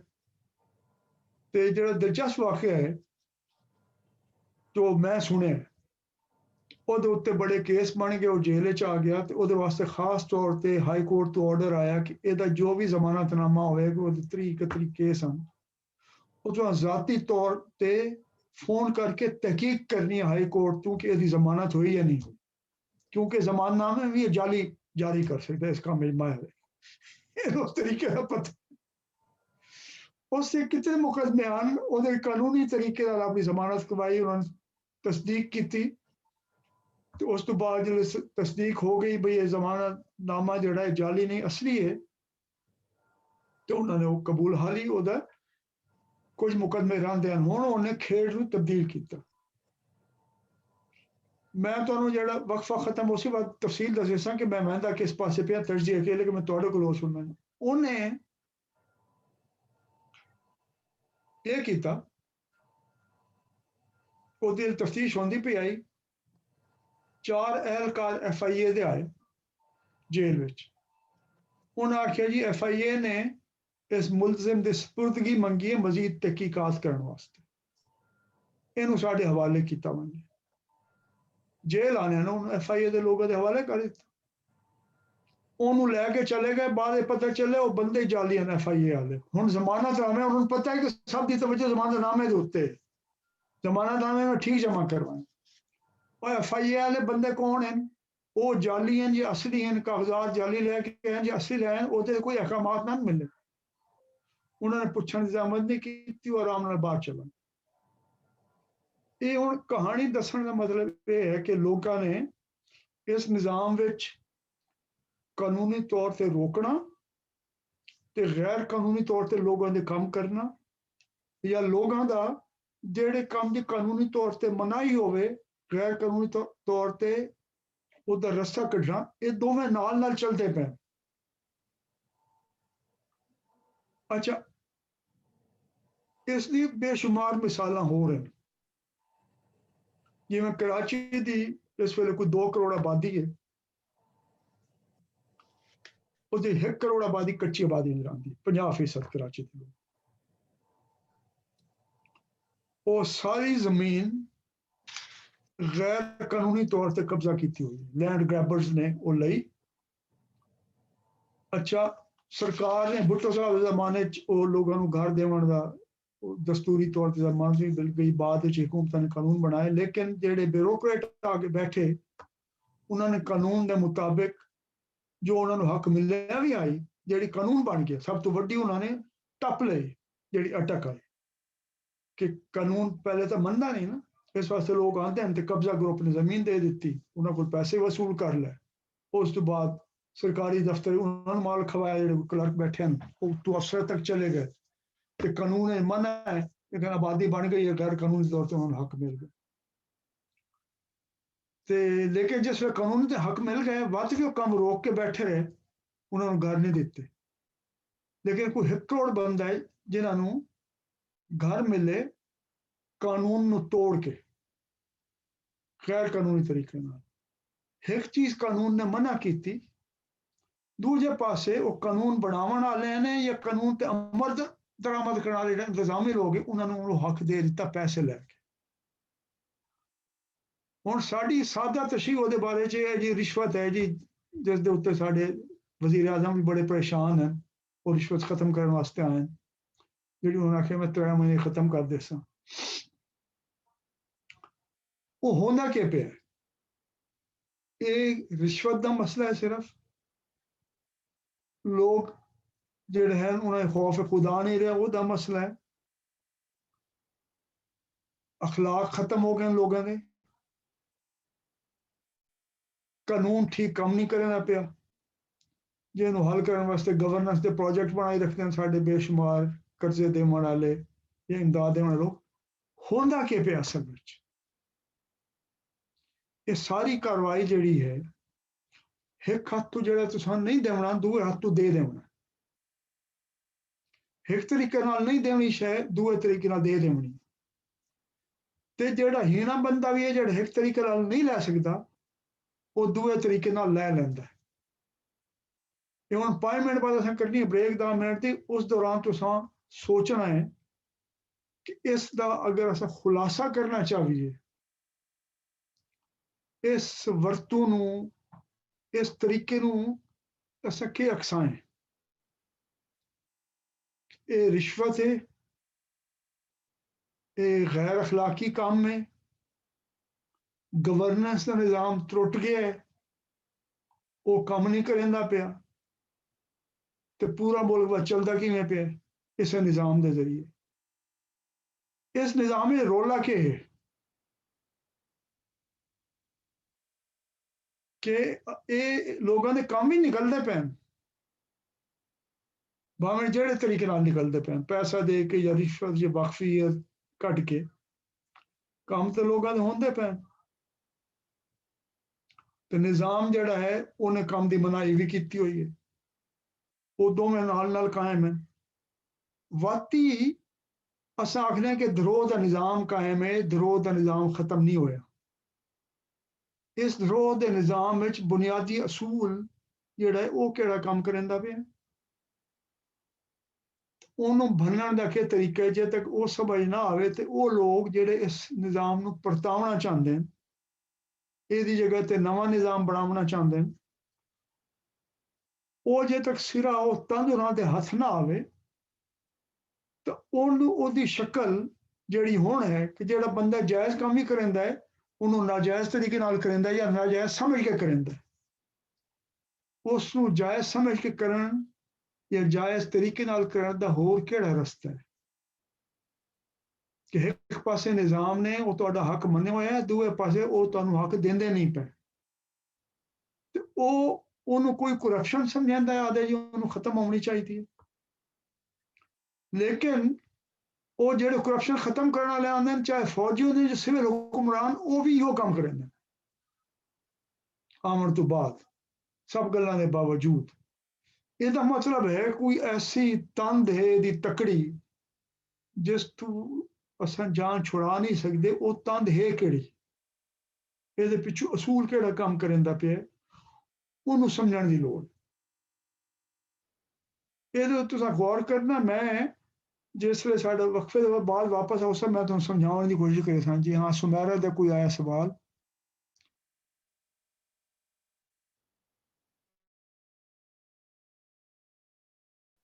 ਸੁਮੈਰਾ ਨੇ ਪੁੱਛਿਆ ਜੀ ਕੋਈ ਕਿਤਾਬ ਹੈ? ਕਿਤਾਬ ਜਿਵੇਂ ਕਿਤਾਬ ਹੈ ਤੁਹਾਡੀ ਜ਼ਿੰਦਗੀ ਤੁਹਾਡਾ ਤਜਰਬਾ, ਕਿਤਾਬ ਮੈਂ ਇਸ ਤੇ ਕੋਈ ਨਹੀਂ ਦੱਸਣੀ। ਇਹ ਸਾਡੀ ਪੂਰੀ ਜ਼ਿੰਦਗੀ ਇੱਕ ਖੁੱਲੀ ਕਿਤਾਬ ਹੈ। ਰੋਜ਼ ਸਾਡਾ ਵਾਸਤਾ ਪਾਉਂਦਾ ਪੁਲਿਸ ਵਾਲਿਆਂ ਨਾਲ ਵੀ, ਚਲਾਨ ਹੋਣ ਦਾ ਹਰ ਚੌਕ ਤੇ, ਸਾਡਾ ਮਸਲਾ ਪਾਉਂਦਾ ਟੈਕਸ ਦੇ ਮਸਲੇ ਤੇ ਵੀ ਕਿ ਟੈਕਸ ਜਮ੍ਹਾਂ ਕਰਾਉਣੇ ਹਨ, ਅਸਾਂ ਦਾਖਲਾ ਲਾਉਣਾ, ਅਸਾਂ ਸ਼ਨਾਖਤੀ ਕਾਰਡ ਬਣਾਉਣਾ, ਸਾਡਾ ਰੋਜ਼ ਦਿਹਾੜੀ ਨਾਲ ਮਸਲਾ ਪਾਉਂਦਾ। ਕਿਸੇ ਕਿਤਾਬ ਇਹ ਨਹੀਂ ਲਿਖਿਆ ਹੋਇਆ ਕਿ ਕਿਉਂ ਹੁੰਦਾ ਪਿਆ। ਮੈਂ ਵੀ ਕੋਈ ਕਿਤਾਬ ਨਹੀਂ ਲਿਖੀ। ਮੈਂ ਸਭ ਤੋਂ ਪਹਿਲੀ ਕਿਤਾਬ ਇਹ ਹੈ ਕਿ ਉਹ ਇਹਨੂੰ ਸਮਝਣਾ ਕਿ ਹੁੰਦਾ ਕੀ ਪਿਆ, ਇਹਨੂੰ ਜ਼ਰਾ ਇਹਦੀ ਪੜਚੋਲ ਕਰਨ ਦੀ ਕੋਸ਼ਿਸ਼ ਕਰੋ, ਇਹਨੂੰ ਸਮਝਣ ਦੀ ਕੋਸ਼ਿਸ਼ ਕਰੋ। ਕਿਤਾਬ ਹੈ ਤੁਸੀਂ ਆਸਾਨ ਇਹਦਾ ਹੱਲ ਕਰ ਦਿਓ, ਇਹ ਕੰਮ ਆਸਾਨ ਕੋਈ ਨਹੀਂ। ਕਿਉਂਕਿ ਅਗਰ ਕਿਤਾਬਾਂ 'ਚ ਲਿਖਿਆ ਹੋਇਆ ਹੋਵੇ ਤਾਂ ਬਾਅਦ ਹਰ ਕੰਮ ਠੀਕ ਹੋ ਗਿਆ ਹੋਵੇ। ਜੋ ਚੀਜ਼ਾਂ ਕਿਤਾਬਾਂ 'ਚ ਲਿਖੀਆਂ ਹੋਈਆਂ, ਕਿਤਾਬਾਂ ਅਸਾਂ ਬੜੀ ਪੜ੍ਹੀਆਂ। ਉਹ ਇੱਕ ਫ੍ਰੈਂਚ ਸ਼ਾਇਰ ਦੇ ਬਾਰੇ 'ਚ ਹੈ ਮਸ਼ਹੂਰ, ਮੇਰੇ ਖਿਆਲ ਲਾਰਕਾ ਉਹਦਾ ਨਾਂ ਆਈ, ਮੈਂ ਇਸ ਤੇ ਗੱਲ ਖਤਮ ਕਰੇ ਸਾਂ। ਉਹਨੇ ਇੱਕ ਬੜੀ ਸੋਹਣੀ ਗੱਲ ਕੀਤੀ ਆਈ, ਅਗਰ ਮੈਨੂੰ ਉਹਦੀ ਲਾਈਨ ਠੀਕ ਯਾਦ ਹੈ ਜਿਹੜਾ ਉਹਦਾ ਅੰਗਰੇਜ਼ੀ ਤਰਜਮਾ ਆਈ। ਉਸ ਆਖਿਆ I have read all the books but my flesh is still sad, ਕਿ ਮੈਂ ਸਾਰੀ ਕਿਤਾਬਾਂ ਪੜ੍ਹ ਰਹੀ ਹਾਂ ਲੇਕਿਨ ਮੇਰੀ ਮੂੰਹ 'ਚ ਮੁਜ਼ਾਰੀ ਉੰਨੀ ਹੀ ਹੈ ਮੇਰੇ ਉੱਤੇ, ਉਹ ਨਹੀਂ ਖਤਮ ਹੁੰਦੀ ਪਈ। ਅਸਲ ਇਸ ਮਸਲੇ ਤਾਲੁਕ ਕਿਤਾਬਾਂ ਦੇ ਨਾਲ ਨਹੀਂ ਹੈ, ਇਸ ਮਸਲੇ ਤਾਲੁਕ ਇਹ ਹੈ ਕਿ ਜੋ ਕੁਝ ਹੁੰਦਾ ਪਿਆ ਸਾਡੀ ਅੱਖੀ ਦੇ ਸਾਹਮਣੇ, ਸਾਡੇ ਨੱਕ ਦੇ ਤਲੇ, ਅਸਾਂ ਉਹਨੂੰ ਕਿਵੇਂ ਪਰਖ ਪੜਚੋਲ ਕਰੀਏ, ਉਹਨੂੰ ਸਮਝਣ ਦੀ ਕੋਸ਼ਿਸ਼ ਕਰੀ ਉੱਥੇ ਹੁੰਦਾ ਕੀ ਪਿਆ। ਇਹ ਜੇ ਵਾਪਸ ਆਓ ਸਾਂ ਬਾਤ ਮੈਂ ਤੁਹਾਨੂੰ ਦੱਸਣ ਦੀ ਕੋਸ਼ਿਸ਼ ਕਰੀ ਸਾਂ ਕਿ ਮੇਰੀ ਕਿ ਇਹਦੇ ਬਾਰੇ 'ਚ ਸੂਝ ਜਾਂ ਮੇਰਾ ਕਿ ਇਹਦੇ ਬਾਰੇ ਤਰਜੀਹ ਹੈ ਉਹ ਮੈਂ ਦੱਸੇ ਸਾਂ ਤੁਹਾਡੇ ਕੋਲ ਹੀ ਸੁਣ ਸਾਂ। ਹੁਣ ਇੱਥੇ ਖਤਮ ਕਰਨਾ 10 ਮਿੰਟ ਦਾ ਵਕਫਾ। ਕਾਮਰਾਨ ਤੁਸੀਂ ਇਹ ਰਿਕਾਰਡਿੰਗ ਬੰਦ ਕਰ ਦੇਣਾ ਤੇ 10 ਮਿੰਟ ਬਾਅਦ ਜਿਹੜੇ ਸ਼ੁਰੂ ਹੋਏ ਦੁਬਾਰਾ ਚਲਾ ਦੇਣਾ। ਸ਼ੁਕਰੀਆ ਬਹੁਤ। ਮੈਂ ਜੀ ਸ਼ੁਰੂ ਕਰਤੀ ਹੈ ਰਿਕਾਰਡਿੰਗ। अच्छा ठीक है जी, चलो मेरे ख्याल सुमेरा चली गई है लेकिन असें जरा 1 मिनट होर इंतजार कर लवी है क्योंकि 10 मिनट की आई ब्रेक ते वो वापस आवे तो गल शुरू कर देंगे। मैं बहरहाल हुण जिहड़ा है चलो जी हुण टाइम हो गया पूरा तो गल शुरू करिए। हुण जिहड़ी बुनियादी गल है ना, मैं तुहानूं एक छोटा जिहा वाकिया सुणाया सां दोबारा। ਉਸ ਤੋਂ ਬਾਅਦ ਮੈਂ ਤੁਹਾਨੂੰ ਦੱਸਿਆ ਸਾਂ ਕਿ ਇਹਦੇ ਵਿੱਚ ਜਿਵੇਂ ਸੁਮੈਰਾ ਨੇ ਪੁੱਛਿਆ ਜੀ ਕੋਈ ਕਿਤਾਬ ਦਾ ਦੱਸੋ ਕਿ ਕਿਤਾਬਾਂ 'ਚ ਕਿਹੜਾ ਲਫ਼ਜ਼ ਵਰਤਿਆ ਹੁੰਦਾ ਇਸ ਚੀਜ਼ ਵਾਸਤੇ। ਪੰਜਾਬੀ ਅਸੀਂ ਕਿਹੜਾ ਲਫ਼ਜ਼ ਵਰਤਦੇ ਆਏ, ਇਹਦੇ ਥੰਮ ਕਿਹੜੇ ਹਨ ਜਿਨ੍ਹਾਂ ਦੇ ਸਿਰ ਤੇ ਖਲੋਤਾ ਹੈ ਇਹ ਚੀਜ਼ ਜਿਸ ਨੂੰ ਅਸੀਂ ਆਖਦੇ ਪਏ। ਉਸ ਤੋਂ ਬਾਅਦ ਅੱਗੋਂ ਚੱਲ ਸਾਂ ਇਹਦੇ ਇਸ ਨੂੰ ਢਾਉਣ ਵਾਸਤੇ ਕੋਈ ਕੋਸ਼ਿਸ਼ਾਂ ਪਾਕਿਸਤਾਨ ਵਿੱਚ ਜਿਹੜੀਆਂ ਹੋਈਆਂ ਵੱਖਰੀਆਂ ਵੱਖਰੀਆਂ ਉਹ ਕੀ ਹਨ ਤੇ ਉਹਨਾਂ ਦੀ ਕਾਮਯਾਬੀ ਨਾਕਾਮੀ ਦੀ ਕੀ ਵਜ੍ਹਾ ਹੈ। ਉਹਦਾ ਜ਼ਾਹਿਰ ਹੈ ਸਾਡੇ ਵਿਚਾਰ ਨਾਲ, ਸਾਡੀ ਵਰਤੋਂ ਰਤਲ ਸਭ ਚੀਜ਼ਾਂ ਦੇ ਨਾਲ ਜੋੜ ਹੈ। ਅਨਵਰ ਅਜ਼ੀਜ਼ ਚੌਧਰੀ ਸਾਹਿਬ ਦਾ ਤੁਸੀਂ ਨਾਂ ਸੁਣਿਆ ਹੋ ਸੀ? ਹਾਂਜੀ। ਬੜੇ ਪਾਕਿਸਤਾਨ ਦੇ ਵੱਡੇ ਸਿਆਸਤਦਾਨਾਂ ਚੋਂ ਮੰਨੇ ਹੋਏ ਸਿਆਸਤਦਾਨਾਂ ਦੇ। ਉਹ ਇੱਕ ਜ਼ਮਾਨੇ 'ਚ ਹਨ minister of local government and rural development. मैं कई ने वाकया सुनाया है उन्होंने बारे च, मैं खुद तो नहीं सुनया, लेकिन वाकया बजाते खुद वो अहम है वो समझाने वास्ते। चलो जी समैरा भी आ गई। ਤੇ ਇਹ ਬੜਾ ਦਿਲਚਸਪ ਵਾਕਿਆ। ਉਸ ਤੋਂ ਬਾਅਦ ਮੈਂ ਤੁਹਾਨੂੰ ਦੱਸਿਆ ਕਿ ਇਹਦੇ ਵਾਸਤੇ ਲਿਟਰੇਚਰ ਇੱਕ ਕਿਹੜਾ ਲਫ਼ਜ਼ ਵਰਤਿਆ ਹੋਇਆ ਨਾ ਅੰਗਰੇਜ਼ੀ ਵਿੱਚ, ਸਾਡੀ ਜ਼ਬਾਨ ਵਿੱਚ ਕਿਹੜਾ ਹੁੰਦਾ ਹੈ, ਇਹਦਾ ਕੀ ਮਤਲਬ ਕੱਢ ਸਕਦੇ ਹਾਂ। ਉਹ ਆਖਦੇ ਨੇ ਇੱਕ ਦਿਨ ਉਹ ਆਪਣੇ ਸੈਕਟਰੀ ਕੋਲ ਗਏ, ਵਜ਼ੀਰ ਹਨ। ਉਹਨਾਂ ਆਖਿਆ ਯਾਰ ਸੁਣਿਆ ਤੂੰ ਅਗਲਾ ਇਲੈਕਸ਼ਨ ਲੜਦਾ ਪਿਆ ਕੌਮੀ ਅਸੈਂਬਲੀ ਦਾ। ਉਸ ਆਖਿਆ ਨਹੀਂ ਜੀ ਸਰਕਾਰ, ਮੇਰਾ ਕੀ ਤਾਲੁਕ, ਮੈਂ ਕਿਉਂ ਲੜਨਾ। ਉਹ ਆਖਿਆ ਨਹੀਂ ਮੁਬਾਰਕ ਹੋਏ ਤੁਸੀਂ, ਮੈਨੂੰ ਪਤਾ ਚੱਲੇ ਇਲੈਕਸ਼ਨ ਲੜਦੇ ਪਏ। उस आखे जी मैं क्यों लड़ना इलेक्शन, मेरा क्या ताल्लुक है। उन्हें आखे जे तू इलेक्शन नहीं लड़ना तो हर बंदा जो आंदा तू ओदा काम कर देना, तो तू इलेक्शन लड़ना तो उन्होंने काम करना। तू काम रुके से हो मेरे को काम करावना उसन तो मैंने वोट दे सन। जे तू सब दे काम कीती वैसे तो मेरे को क्या आना। ये बड़ी अहम गल है इन्हू समझण वास्ते, चाहे इस वाक़े का तल्लुक है उन्होंने नाल या नहीं, या इन तरह बयान होया या नहीं होया। इनू अंग्रेजी एक लफ्ज़ इस्तेमाल होता है, उन्होंने आखते पेट्रनेज। पेट्रनेज की दो चीज शैवां हैं, दो थंब हैं जिन्होंने उत्ते चलता है पेट्रनेज का निज़ाम। एक ये कि तुसां इकट्ठियां कोई हक नहीं देना लोगों को, कल्ले कल्ले देना। क्योंकि वो इन्हों आते जजमानी, पंजाबी विच जजमानी तां चलती है कि जिन्होंने लोगों ने काम होए जे कानून ने दे दिते ते सरकारी अफसर ने वो कर दिते, तो कई बंदे नूं तुहाडे कोलों कोई एहसान लवण की लोड़ कोई नहीं। एक तो तुसीं इकट्ठियां काम नहीं करना, कल्लियां कल्लियां काम करना। दूआ जिहड़ा काम करना, जिहड़ा उहदा हक है उहनूं इंज देवणा जिवें मैं एहसान करदा पिया। चाहे पासपोर्ट देवणा होवे, चाहे पोस्टिंग करावनी होवे, ट्रांसफर करावनी होवे, बहुत सारी चीज़ां जिहड़ा उहदा हक बनदे ने उहनूं हक उहनूं एहसान समझा के देना, ताकि वो ये समझण कि इस बंदे ने एहसान किया जी, मैं बड़ा फसवा हाँ, मेरे चक्की तले हाथ है, इन्हें हाथ कट लिया, ये जी बड़ा चंगा बंदा है। ते कल्ले कल्ले काम करना, केस बाय केस, ते हक नूं एहसान समझ के देना। ये जजमानी का निज़ाम जिहदे उत्ते सारा निज़ाम कायम है, जिहनूं साडे वज़ीर आज़म साहब रिश्वत का निज़ाम समझाते हैं। अच्छा, ये सारा सियासी निज़ाम उन्होंने जिहड़े आए वो रिश्वत के भी खिलाफ हैं, इस निज़ाम के भी खिलाफ हैं। उन्होंने सख्त तो तले लाने वास्ते इस चीज़ उन्होंने एक नवा लफ्ज़ घड़िया जिहड़े उन्होंने पैटर्न हैं। इहदे वास्ते पैटर्न इस्तेमाल होंदा अंग्रेजी, जिहड़े उन्होंने पैटर्न हैं वज़ीर आज़म साहब दे।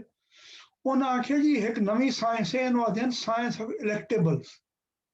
ये इलैक्टेबल असां लोग तुहाडे कोल आंदे पे हैं, वो सारे लोग इहो हैं जिहड़े डेरादारी करन वाले हैं। डेरादारी वो जजमानी की शक्ल है, जिहड़े तुसीं डेरा ला के बैठे होंदे, ਉਹਦੇ हर बंदा अपना काम कराना आंदा है, थाना कचहरी दफ्तर, ਉਹ ਤੁਸੀਂ फोन करना होंदा है या चिट्ठी लिख के देनी, ਉਹਦੇ ਨਾਲ ਕੰਮ।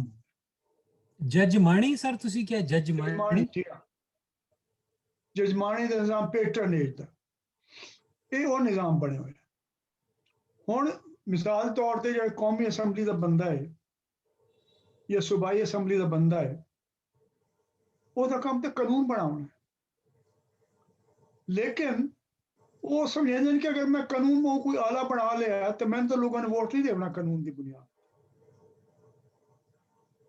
मैं उन्होंने कल बानी कि मैं अपने इलाके नहीं रह सकता कि मैं फलाना कानून बनवा लिया। इस वास्ते तुम वेखो ज़ियाउल हक साहब के जमाने तो लैके बल्कि भुट्टो साहब के जमाने तो लैके हुण तक,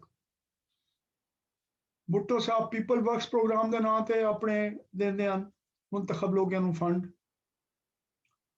हुण इमरान साहब ने भी देना शुरू किए ने, इस तो पहले भी लोग देंदे रहे।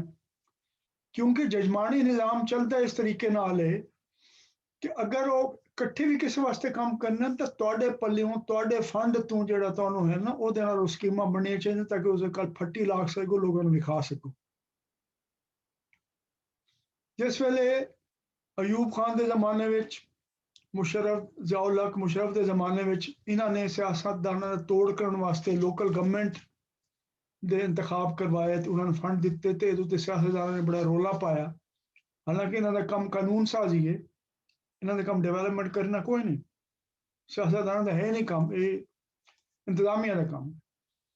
उन्हें आख्या जी लोकल गवर्नमेंट के काउंसलर ने या नाजमा ने करवाने शुरू करते साड़ी छुट्टी हो वैसी इस तू सब तो वड्डी फौजियों के नाल या लोकल गवर्नमेंट नाल लड़ाई सियासतदानां दी ये रही है कि सानू फंड मिलना मुक वैसे जिहदे जरिए साडी पेट्रनेज कायम रहे साडी जजमानी लोगों की असें छोटे मोटे काम कोई टेलीफोन एक्सचेंज लग गई है कि सड़क बन गई है पुल बन गया स्कूल बन गए वो करिए वो उन्होंने अपने आप नहीं होने चाहिए ये है बुनियादी जजमानी का निज़ाम हुण इस जजमानी का निज़ाम में कई लोगों को तो मिल पैंदा किसी रिश्तेदारी निकल आई और रिश्तेदारी विच या दोस्ती विच तां कम होंदे लोगों ने वटांदरा किया होंदा एक दूए दे एहसान दा कि यानी उन्हें मेरा ये काम किया है मेरा एक उहदे नाल खाता बने हुआ है भावें रिश्तेदारी है दोस्ती है तो मेरे उत्ते लाजमी है कि वो कोई काम गले सी तो मैं काम करे सा ये जिहड़ा है ओदी बुनियाद ते चलदा है जिहड़ा कि सब दा सांझे मफाद दी चीज़ां हैं उन्हां तुसों अपना ज़ाती फायदे हासिल करने का जरिए बना लिया ये गल है अच्छा हुण ओहदे खिलाफ या तुसां वक्फियत कढे सो जिन्होंने साडे पंजाबी जैसे डाखाना मिलावना कि तुसां कोई काम करावना है तुस आखो जी आप बंदा केड़े इलाके का रहने वाला है इधर रिश्तेदार केड़े ने ते बेली केड़े ने मेरे रिश्तेदार या बेली नूं केड़ा उन्हां नूं जानदा है उत्थे मंड के वो तल्लुक रखना काम करावना जिवें कामरान ने पासपोर्ट बनाने वास्ते काम किया दूआ तरीका है किसी दे पैसे दे देना 100 रुपए के नोट जी मैं कहानी सुनाई है त्रीया तरीका है कि वो जालसाजी करना जिवें मैं तुहानूं वाकयात सुनाए कि लोगों ने इस जजमानी निज़ाम में कम कढ़ावन के तरीके या डाखाना मिलाओ या मुट्ठी गर्म करो या जालसाजी करो या डाका मारो हुण मेरा अगला सवाल है हुण दी नशिस्त विच जे सानूं समझ आ गई है इस दे विच सानूं ये पता कि जजमानी निज़ाम में तरीके नाल काम किवें हुंदा है लेकिन वो असां कल्ले कल्ले जजमानी निज़ाम नूं खत्म करने का मतलब ये है कि तुसां आखो जी कल्ले कल्ले मैं काम नहीं कराउणा जो कम कराउणा है तो ऐसा तरीका कढना है कि रल के सब वास्ते होवे वो जजमानी तो निकलण का तरीका है जिहड़ा है फ्रॉम पेट्रनेज टू पार्टिसिपेशन कि जिहड़ा इहदा तोड़ है जजमानी निज़ाम नूं बन्नण दा हुण तक जिहड़ी मैं शक्लां तुहानूं दस्सियां ना कि वक्फियत दे नाल काम करा लवना पैसे नाल काम करा लवना फ्रॉड नाल काम करा लवना कब्जा करके जमीन वो पैसे दे के काम करा लवना ये तोड़ है जजमानी निज़ाम का मतलब कानूनी तौर से जिहड़े हक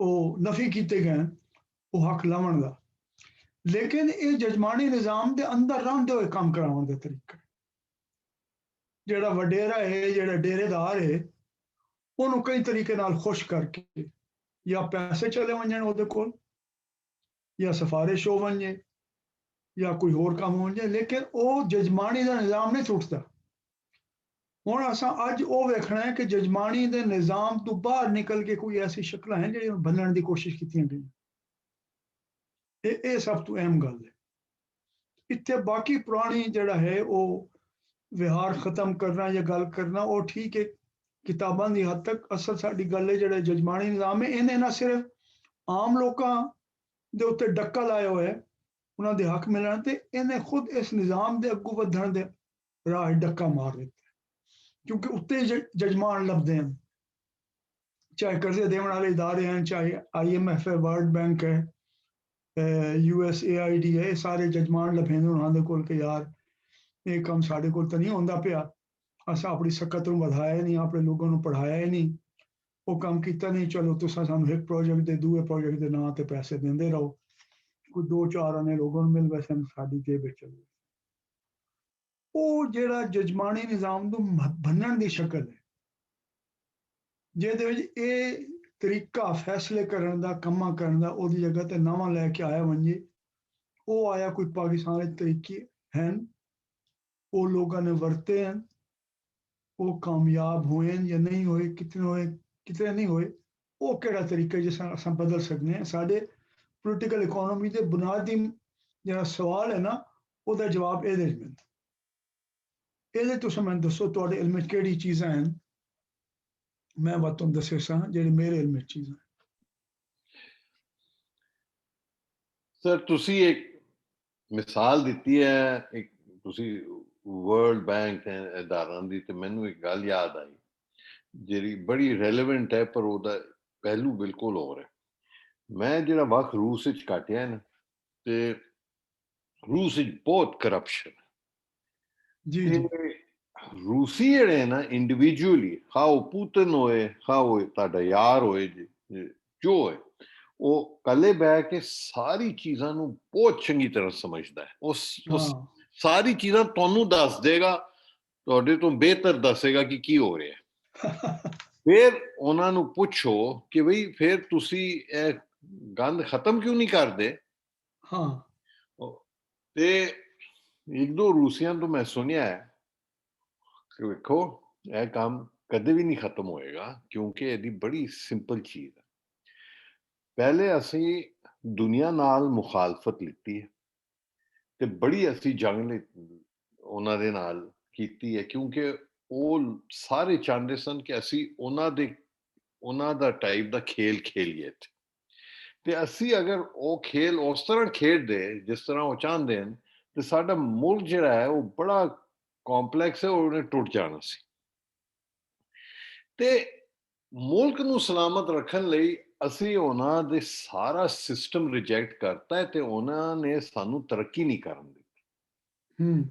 ਤੇ ਫਿਰ ਅਸਾਂ ਸੋਚਿਆ, ਜਦੋਂ ਉਹ ਲੋਕੀ ਕਾਮਯਾਬ ਹੋ ਗਏ, ਸਾਨੂੰ ਬੈਂਕਰਪਟ ਕਰਤਾ, ਤਾਂ ਅਸੀਂ ਸੋਚਿਆ ਕਿ ਬਈ ਇਹਦਾ ਤੋੜ ਕੀ ਹੈ। ਉਹ ਕਹਿੰਦਾ ਤੋੜ ਅਸੀਂ ਲੱਭਿਆ ਕਿ ਅਸੀਂ ਸਾਰੀ ਟਰਮੀਨੋਲੋਜੀ ਜਿਹੜੀ ਹੈ ਨਾ ਉੱਥੋਂ ਅਡਾਪਟ ਕਰ ਲਈ, ਸਾਰੀ ਦੀ ਸਾਰੀ ਟਰਮੀਨੋਲੋਜੀ। ਤੇ ਉਹ ਫਿਰ ਸਾਨੂੰ ਇਹ ਨਹੀਂ ਕਹਿ ਸਕਦੇ ਕਿ ਅਸੀਂ ਸਾਡਾ ਸਿਸਟਮ ਖਰਾਬ ਹੈ, ਕਿਉਂਕਿ ਅਸੀਂ ਕਹਿੰਦੇ ਅਸੀਂ ਤੁਹਾਡਾ ਹੀ ਸਿਸਟਮ ਅਸੀਂ ਅਡਾਪਟ ਕਰ ਲਿਆ। ਹਾਂ, ਪਰ ਵਿਦਿਨ ਦਾ ਸਿਸਟਮ ਅਸੀਂ ਕੁਝ ਨਹੀਂ ਹੋਣ ਦੇਣਾ। ਉਹ ਅਸੀਂ ਉਸ ਤਰ੍ਹਾਂ ਕਰਨਾ ਜਿਸ ਤਰ੍ਹਾਂ ਹਮੇਸ਼ਾ ਹੁੰਦਾ ਹੈ। ਉਹਦੇ ਲਈ ਮੁਲਕ ਨੂੰ ਸਲਾਮਤ ਰੱਖਣ ਲਈ ਸਾਨੂੰ ਬਹੁਤ ਕਰਪਸ਼ਨ ਦੀ, ਸਾਡੀ ਇੱਕ ਮਾਫੀਆ ਹੈ ਜਿਹੜੀ ਐਸਟੈਬਲਿਸ਼ਮੈਂਟ ਮਾਫੀਆ, ਉਹ ਕਾਇਮ ਰੱਖਣੀ ਹੈ। ਤੇ ਅਸੀਂ ਬਸ ਟਰਮੀਨੋਲੋਜੀ ਉਹਨਾਂ ਦੀ ਇਸਤੇਮਾਲ ਕਰਨੀ ਹੈ, ਤੇ ਫਿਰ ਉਸ ਸਿਸਟਮ ਵਿੱਚ ਰਹਿ ਕੇ ਅਸੀਂ ਵੇਖਣਾ ਹੈ ਉਹਨਾਂ ਦੀ ਕੰਟਰਡਿਕਸ਼ਨਸ ਕੀ ਹਨ, ਤੇ ਅਸੀਂ ਇਸ ਮੁਨਾਫਕਤ ਨਾਲ ਉਹਨਾਂ ਦੀ ਕੰਟਰਡਿਕਸ਼ਨ ਦਾ ਫਾਇਦਾ ਉਠਾਈਏ, ਤੇ ਉਹ ਖੇਲ ਖੇਡੀਏ ਉਸ ਤੋਂ ਉਹਨਾਂ ਤੋਂ ਬਿਹਤਰ ਜਿਹੜਾ ਖੇਡ ਉਹ ਸਾਡੇ ਤੇ ਨਾਫਿਜ਼ ਕਰਨਾ ਚਾਹੁੰਦੇ। This is their explanation. ਮਤਲਬ ਉਹ ਆਖਦੇ ਜੀ ਅਸਾਂ ਸ਼ਰਾਬ ਪੁਰਾਣੀ ਵੇਚਣੀ, ਬੋਤਲ ਅਸਾਂ ਨਵੀਂ ਲੈ ਲਾਉਣੀ, ਉਹ ਹੈ ਨਾ ਪੁਰਾਣੀ ਸ਼ਰਾਬ ਨਵੀਂ ਬੋਤਲ ਵਿੱਚ, ਹੈ ਜੀ। ਉਹਦਾ ਇਹ ਮਤਲਬ ਹੈ ਕਿ ਉਹ ਉੱਥੇ ਵੀ ਪੈਟਰਨੇਜ ਦਾ ਨਿਜ਼ਾਮ ਹੈ ਨਾ ਰੂਸ ਦੇ ਅੰਦਰ, ਬਹੁਤ ਸਾਰੇ। ਹਾਂ, ਅੱਛਾ, ਉਹ ਪੈਟਰਨੇਜ ਦਾ ਨਿਜ਼ਾਮ ਉੱਥੇ ਵੀ ਹੈ ਤੇ ਉਹ ਸਾਡੇ ਪਾਸੇ ਵੀ ਹੈ। ਹੁਣ ਸਾਡੇ ਪਾਸੇ ਕਿਉਂਕਿ ਉਤਨਾ ਮਜ਼ਬੂਤ ਮੁੱਠੀ ਕੋਈ ਨਾ ਪੈਟਰਨੇਜ ਨਿਜ਼ਾਮ ਦੇ ਉਂਝ ਜਿਵੇਂ ਰੂਸ ਦੇ ਵਿੱਚ ਹੈ, ਕਮਿਊਨਿਸਟ ਪਾਰਟੀ ਦੀ ਸ਼ਕਲ ਦੇ ਵਿੱਚ ਜਾਂ ਉਹਨਾਂ ਦੀ ਰਿਆਸਤ ਦੀ ਤਾਕਤ ਦੀ ਸ਼ਕਲ ਦੇ ਵਿੱਚ। ਪਾਕਿਸਤਾਨ ਦੇ ਵਿੱਚ ਇਹ ਉਂਝ ਦੀ ਤਾਕਤ ਨਹੀਂ ਰਹੀ, ਰਿਆਸਤ ਕੋਲ ਪੈਟਰਨੇਜ ਦਾ ਨਿਜ਼ਾਮ ਹੈ, ਇਹਦੀ ਉਹ ਤਾਕਤ ਨਹੀਂ ਹੈ, ਕਿਉਂਕਿ ਜਿਵੇਂ ਮੈਂ ਤੁਹਾਨੂੰ ਦੱਸਿਆ ਕਿ ਇਹਦੇ ਅੰਦਰ ਮਤਲਬ ਰਿਸ਼ਵਤ ਵੀ ਹੈ, ਸਿਫਾਰਿਸ਼ ਵੀ ਹੈ, ਹੋਰ ਵੀ ਹਨ।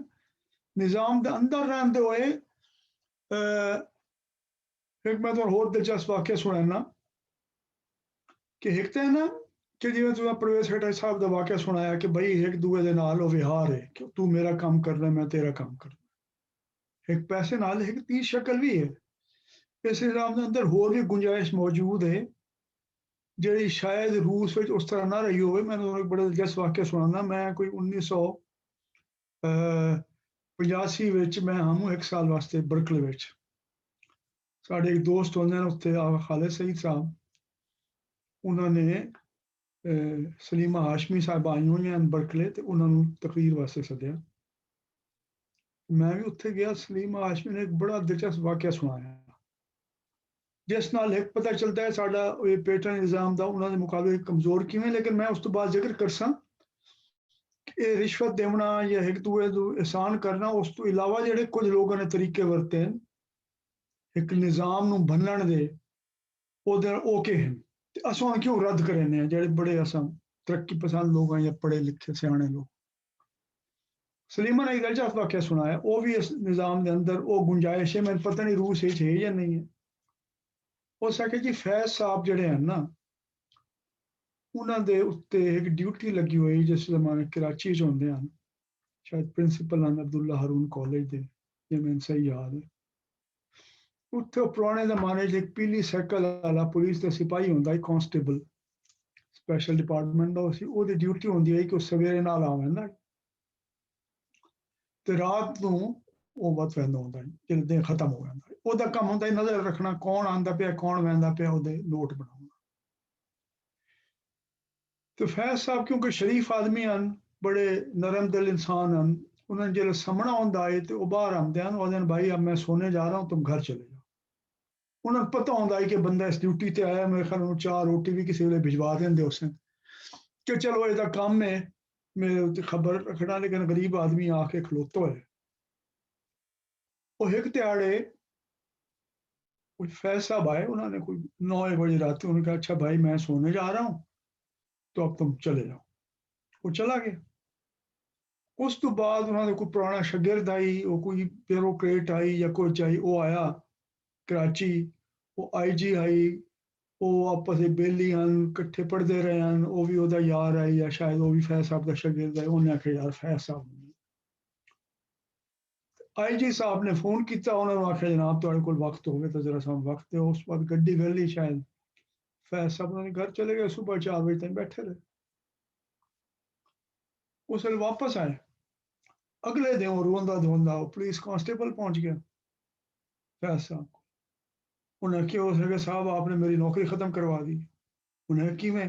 उन्हें कि तुसा मैनू आखे जी मैं सम्मन वैंदा वे 9 बजे तो आप IG दे कोल के बैठे रहो 4 बजे तक। उन्हें मैंने तलब किया, उसे आरामजादे तू गलत रिपोर्ट दी, पहले गलत भेजना, उन्हें मेरी छुट्टी कर दी। फैज साहब ने बड़ा दुख होया सुन के, उन्हें आखे नहीं तू ठहर मैं करना। उन्होंने उन्हें फोन किया, उन्हें समझाया, उन्हें यार आखे तेरे आखण दे मैं उचेचा तू मुंह जोर लाया तो मैं आ गया। उस बेचारे ने मैं सम्मन वैंदा पिया, मैं आख दिता ओदा ਇਹਦੇ के कसूर है, तू आप मैनू मैं समझदा पिया मैं सद के ਉਹ मैं इसरार किया भी उत्थे आवां तो मुद्दा उस बेचारे के पास पे। वो फैज साहब ने गल किया, उन्होंने समझ आ गया, उन्हें आख्या ठीक है, उन्हें उसकी नौकरी बहाल कर। हुण ਇਹਦਾ तल्लुक उस तरह नहीं है, लेकिन इस निज़ाम में ये भी गुंजाइश मौजूद है जिहड़ी कि ਉਹਦੇ नहीं, शायद पता नहीं है या नहीं है, रूस है शायद सभी हो सी। इस वास्ते ਇਹਦਾ ਉਹ उंज पक्का हाथ जिन्हों आखदे ना आनी हाथ, वो नहीं रहा ਇਹਦਾ। लेकिन हुण असल ये सोचने वाली गल ये है कि इस जजमानी निज़ाम तो बाहर निकल के इसकी हद्दां पार करके इनू भन्नण वास्ते लोगों ने किहड़े किहड़े काम किए। जाहिर है पूरा जजमानी निज़ाम तब्दील होने वक्त लग सी, लेकिन कुछ जिंदगी के कामां विच किहड़े किहड़े तरीके हैं जिहदे लोगों ने इस निज़ाम जजमानी निज़ाम नू भन्नण की कोशिश की है। जिवें जजमानी निज़ाम की तंद ये कि तुसां कल्ले कल्ले लोगों को वो देना है जिहड़े कट्ठियां देवन तो इनकारी हो, तुसां कानून या दस्तूर के जरिए या अपनी प्रैक्टिस के जरिए। दूआ उनका हक तुसां उन्हां नू एहसान के तौर पर देना। इहदा जिन्हां लोगों ने तोड़ किया है तो तोड़ किया लोगों ने बहुत सारे कामों के विच जजमानी निज़ाम का, उहदे उत्ते लिखिया भी गया है, उहदे उत्ते उन्हें गलबात की, लेकिन बहुत छोटे महदूद हल्के लोगों को इसका पता है जिन्हों का बड़ा रास्त इन्हां दी जिंदगी ते असर पिया है। आम ज्यादा पढ़े लिखे लोगों जिहड़े अखबार पढ़न वाले हैं, काफ़ी टी हाउस गल्लां कराने वाले, उन्होंने तो नहीं पता जिहदे वास्ते लफ्ज़ इस्तेमाल करने चैटरिंग क्लासेस ऑफ पाकिस्तान, उन्होंने इस गल का नहीं पता ज्यादा, ते ना उन्होंने इस गल ते यकीन है कि कोई इसकी अहमियत है, ना वो समझेंदे कि जजमानी निज़ाम नू इस तरीके नाल भन्निया बन सकता। हालांकि भन्निया गया है तो बड़े लोगों ने तकड़े तरीके नाल भन्ने है, जेहड़े जेहड़ी जावां ते जेहड़े जेहड़े हल्के नाल लड़ाई की। ਇਹਦੇ ਬਾਰੇ मैं ਤੁਹਾਡੀ गल सुनना चाहना कि ਤੁਹਾਡੇ अपने तजर्बे कोई ऐसी चीज़ां हैं जिथे लोगों ने इनू भन तोड़ के इनू खत्म करके जिथे लोगों का हक मिलना चाहिए उसनू एहसान नू हक विच तब्दील करके कल्ले दे काम नू सब दे इकट्ठियां दे काम करन वास्ते राह कढिया हो।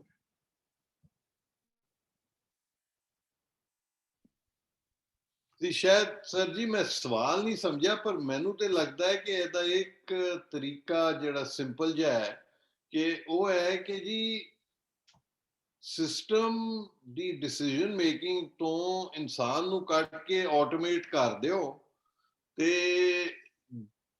ਜੇ ਡਿਲੀਵਰੀ ਵਿੱਚ ਬੰਦੇ ਦਾ ਦਖਲ ਨਾ ਹੋਏ ਤੇ ਫਿਰ ਉਹ ਪਾਰਟਿਸਿਪੇਟੋਰੀ ਹੋ ਜਾਂਦਾ ਹੈ। ਤੇ ਇੱਕ ਨਿਹਾਲ ਉਹਨੇ ਸੋਚਿਆ ਕਿ ਜੀ ਸਾਰਾ ਕੁਝ ਆਟੋਮੇਟ ਕਰ। ਠੀਕ ਹੈ, ਆਟੋਮੇਟ ਹੋਣ ਨਾਲ ਉਹ ਜਜਮਾਨ ਵਿੱਚੋਂ ਨਿਕਲ ਗਿਆ, ਇੱਕ ਤਰੀਕਾ ਉਹ ਹੈ। ਲੇਕਿਨ ਕੋਈ ਮਿਸਾਲ ਹੈ ਤੁਹਾਡੇ ਕੋਲ ਕਿ ਪਾਕਿਸਤਾਨ ਵਿੱਚ ਇਹ ਕਿਸੇ ਜਗ੍ਹਾ ਤੇ ਹੁੰਦਾ ਪਿਆ ਹੋਵੇ? ਇਹ ਬੜੀ ਅੱਛਾ ਤਰੀਕਾ ਹੈ ਆਟੋਮੇਟ ਕਰਨ ਦਾ, ਜਿਸ ਵਿੱਚ ਉਹ ਵਿੱਚੋਂ ਨਿਕਲ ਜਾਵੇ ਜਿਹੜਾ ਜਜਮਾਨ ਹੈ। ਇੱਕ ਤੇ ਜਿਹੜਾ ਪਾਕਿਸਤਾਨ ਨੈਸ਼ਨਲ ਆਇਡੈਂਟੀਟੀ ਕਾਰਡ ਜਿਹੜਾ ਹੈ ਨਾ, ਉਹ ਜੀ ਬੜੀ ਜੀ ਐਫੀਸ਼ੀਐਂਟਲੀ ਮਿਲਦਾ ਹੈ ਤੇ ਉਹਦੇ ਵਿੱਚ ਕੋਈ ਵੀ ਇਨਸਾਨੀ ਦਖਲ ਬਿਲਕੁਲ ਖਤਮ ਹੋ ਗਿਆ। ਠੀਕ ਹੈ ਸਰ ਇੱਕ ਪਾਸਪੋਰਟ ਛੇਤੀ ਮਿਲਦਾ ਹੈ। ਹਾਂ, ਪਾਸਪੋਰਟ ਤੇ ਵੀ ਹੋ ਗਿਆ ਸ਼ੁਰੂ। ਸਾਡੇ ਤੇ ਇੱਕ ਸਫੀਰ ਹਨ ਨਾ ਮਾਸ਼ਾਅੱਲਾ, ਸਪੇਨ ਵਿੱਚ ਹਨ, ਉਹ ਪਾਸਪੋਰਟ ਦੇ ਵੀ ਪੈਸੇ ਲੈਂਦੇ ਹਨ, ਜਾਲੀ ਪਾਸਪੋਰਟ ਬਣਾ ਕੇ ਦੇਵਣ। ਇੱਕ ਜ਼ਮਾਨੇ ਇਹ ਵੀ ਕਾਰੋਬਾਰ ਬਣ ਗਿਆ, ਅਫਗਾਨੀਆਂ ਨੂੰ ਬੇਸ਼ੁਮਾਰ ਪਾਕਿਸਤਾਨੀ ਪਾਸਪੋਰਟ ਮਿਲੇ, ਕਿਉਂਕਿ ਉਹਨਾਂ ਨੂੰ ਨਿਕਲਣਾ ਹੁੰਦਾ ਇੱਥੋਂ ਬਾਹਰ ਦੂਏ ਮੁਲਕਾਂ 'ਚ। ਤੇ ਤੁਹਾਡੀ ਗੱਲ ਸਹੀ ਹੈ, ਸ਼ਨਾਖਤੀ ਕਾਰਡ ਵਿੱਚ ਵੀ ਹੋਇਆ ਹੈ ਤੇ ਪਾਸਪੋਰਟ ਵਿੱਚ ਵੀ ਹੋਇਆ, ਆਟੋਮੇਸ਼ਨ ਦੇ ਰਾਹੀਂ ਹੋਇਆ। ਹੋਰ ਕੋਈ ਐਸੀ ਮਿਸਾਲ? ਫਿਰ ਕੋਸ਼ਿਸ਼ ਤੇ ਉੱਥੇ ਹੋ ਰਹੀ ਡਰਾਈਵਿੰਗ ਹੈ ਲਾਇਸੈਂਸ ਪਟਵਾਰੀ ਨਿਜ਼ਾਮ ਵੀ ਹੋ ਜਾਏ ਸਾਰਾ ਆਟੋਮੇਟ, ਸਾਰੇ ਰਿਕਾਰਡ ਕੀਪਿੰਗ। ਉਹ ਪੰਜਾਬ ਵਿੱਚ ਵੀ ਤੇ ਹੋ ਰਿਹਾ ਹੈ ਕਾਫੀ ਹੱਦ ਤੱਕ। ਲੈਂਡ ਰਿਕਾਰਡ ਡਿਜੀਟਾਈਜੇਸ਼ਨ ਪੰਜਾਬ ਵਿੱਚ ਕਾਫੀ ਹੋਈ ਹੈ ਡਿਊਰਿੰਗ ਸ਼ਹਬਾਜ਼ ਸ਼ਰੀਫ ਟਾਈਮ, ਤੇ ਜੀ ਜੀ ਉਹਦਾ ਡੈਫੀਨਿਟਲੀ ਇੰਪੈਕਟ ਤੇ ਆਏਗਾ। ਹੁਣ ਤੁਸੀਂ ਮਸਲਨ ਖੈਬਰ ਪਖਤੂਨਖਵਾ ਚਲੇ ਜਾਓ, ਉੱਥੇ ਹਲੇ ਤੱਕ ਉਹੀ ਪਟਵਾਰੀ ਹੈ ਤੇ ਬੜੇ ਉਹਦੀਆਂ ਮਿੰਨਤਾਂ ਤਰਲੇ ਅੱਗੇ ਪਿੱਛੇ। ਲੇਕਿਨ ਪੰਜਾਬ ਵਿੱਚ ਕਾਫੀ ਹੱਦ ਤੱਕ ਥੋੜੀ ਤਬਦੀਲੀ ਆਈ ਹੋਈ ਹੈ। ਉਹਦੀ ਬੁਨਿਆਦ ਵੀ ਇੱਕ ਬਿਊਰੋਕਰੇਟ ਨੇ ਕੀਤੀ ਆਈ ਜੰਗ ਦੇ ਵਿੱਚ। ਉਹਨੇ ਪਹਿਲੇ ਕੰਮ ਸ਼ੁਰੂ ਕੀਤਾ ਤੇ ਉਸ ਤੋਂ ਬਾਅਦ ਜਿਹੜਾ ਹੈ ਨਾ, ਉਹ ਸ਼ਹਬਾਜ਼ ਸ਼ਰੀਫ ਸਾਹਿਬ ਨੂੰ ਇਹਦਾ ਪਤਾ ਚੱਲਿਆ, ਉਹਨਾਂ ਨੂੰ ਇਹ ਗੱਲ ਚੰਗੀ ਲੱਗੀ। ਇਹ ਤੁਹਾਡੀ ਗੱਲ ਸਹੀ ਹੈ, ਇਹ ਲੈਂਡ ਰੈਕਰਡ ਦੇ ਬਾਰੇ ਹਾਲੀ ਸ਼ੁਰੂ ਹੋਇਆ ਪੰਜਾਬ ਵਿੱਚ ਕੰਮ। ਇਹ ਅਗਰ ਤੋੜ ਪਹੁੰਚ ਗਿਆ ਤਾਂ ਉਹਦੇ ਵਿੱਚ ਇਹ ਜਜਮਾਨੀ ਵਾਲਾ ਸਿਲਸਿਲਾ ਲੁੱਟ ਪੱਟ ਵਾਲਾ ਖਤਮ ਹੋ ਗਿਆ ਸੀ। ਹੋਰ ਤੁਹਾਡੇ ਜਿਹੇ ਕੋਈ ਮਿਸਾਲਾਂ ਹਨ? ਇੱਕ ਤਾਂ ਆਟੋਮੇਸ਼ਨ ਹੋ ਗਿਆ ਨਾ ਉਹਦਾ ਜ਼ਰੀਆ, ਤੇ ਆਟੋਮੇਸ਼ਨ ਜਿਹੜਾ ਹੈ ਉਹ ਜ਼ਾਹਿਰ ਹੈ ਕਿ ਜੇ ਕਿਸੇ ਫੈਸਲਾ ਕਰਨ ਵਾਲੇ ਨੂੰ, ਵਜ਼ੀਰ ਆਲਾ ਨੂੰ, ਵਜ਼ੀਰ ਨੂੰ ਉੱਤੇ ਸਮਝ ਆ ਜਾਵੇ, ਉਹ ਸ਼ੁਰੂ ਕਰ ਦੇਵੇ, ਤੇ ਇਹ ਆਮ ਬੰਦੇ ਦੇ ਵੱਸ ਦੀ ਗੱਲ ਨਹੀਂ ਹੈ। ਲੇਕਿਨ ਉਹ ਅਗਰ ਫੈਸਲਾ ਕਰਨ ਤੇ ਹੋ ਪੈਂਦਾ। ਹੋਰ ਕਿਹੜੀ ਕਿਹੜੀ ਮਿਸਾਲਾਂ ਹਨ ਸਰ ਜੀ ਛੋਟੀ ਛੋਟੀਆਂ? ਇੱਕ ਹੈ ਉਹਨਾਂ ਨੇ ਇਨੀਸ਼ੀਏਟਿਵ ਲਿੱਤਾ ਸੀ, ਉਹ ਸਕਸੈਸ ਦਾ ਨਹੀਂ ਮੈਨੂੰ ਪਤਾ ਕਿੰਨਾ ਕਾਮਯਾਬ ਹੋਇਆ, ਪਰ ਉਹ ਇਹ ਸੀ ਕਿ ਜਿਹੜਾ ਵੀ ਪਬਲਿਕ ਦੇ ਕੰਮ ਹੈ ਨਾ, ਉਹਨਾਂ ਤੇ ਇੱਕ ਟਾਈਮ ਡੈਡਲਾਈਨ ਦੇ ਦਿਓ ਕਿ ਅਗਰ ਬਿਊਰੋਕਰੈਟ ਨੇ ਉਸ ਟਾਈਮ ਵਿੱਚ ਉਹ ਕੰਮ ਨਹੀਂ ਕੀਤਾ ਤੇ ਉਹਦੀ ਤਨਖਾਹ ਤੇ ਅਸਰ ਹੋਏ, ਜੁਰਮਾਨਾ ਲੱਗੇਗਾ। No sir, no such thing, मेरा नहीं ख्याल कि कुछ ਇੰਪਲੀਮੈਂਟ ਨਹੀਂ ਹੋਇਆ। नहीं, मेरे नॉलेज नहीं। ਅੱਛਾ ਜੀ। ਅੱਛਾ, ਉਹਦੇ ਇਲਾਵਾ ਹੋਰ ਕੋਈ ਮਿਸਾਲਾਂ ਹਨ ਤੁਹਾਡੇ ਜ਼ਿਹਨ ਪਾਕਿਸਤਾਨ ਵਿੱਚ?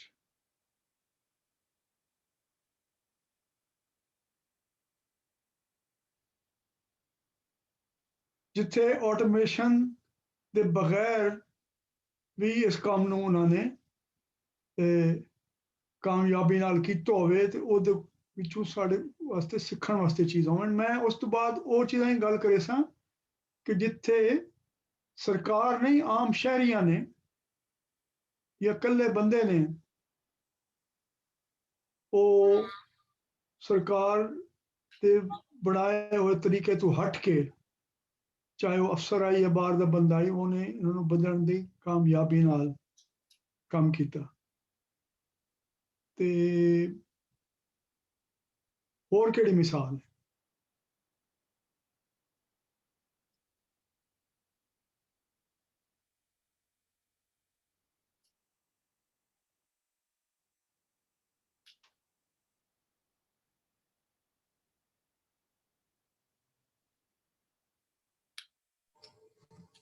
ਇਹ ਗਵਰਨਮੈਂਟ ਅਦਾਰਿਆਂ 'ਚ ਰਿਕਰੂਟਮੈਂਟ ਵਗੈਰਾ ਜਿਹੜੀ ਬਾਜ਼ ਜੀ ਜੀ, ਉਹ ਵੀ ਕਾਫੀ ਫੇਅਰ ਹੁੰਦੀ ਹੈ।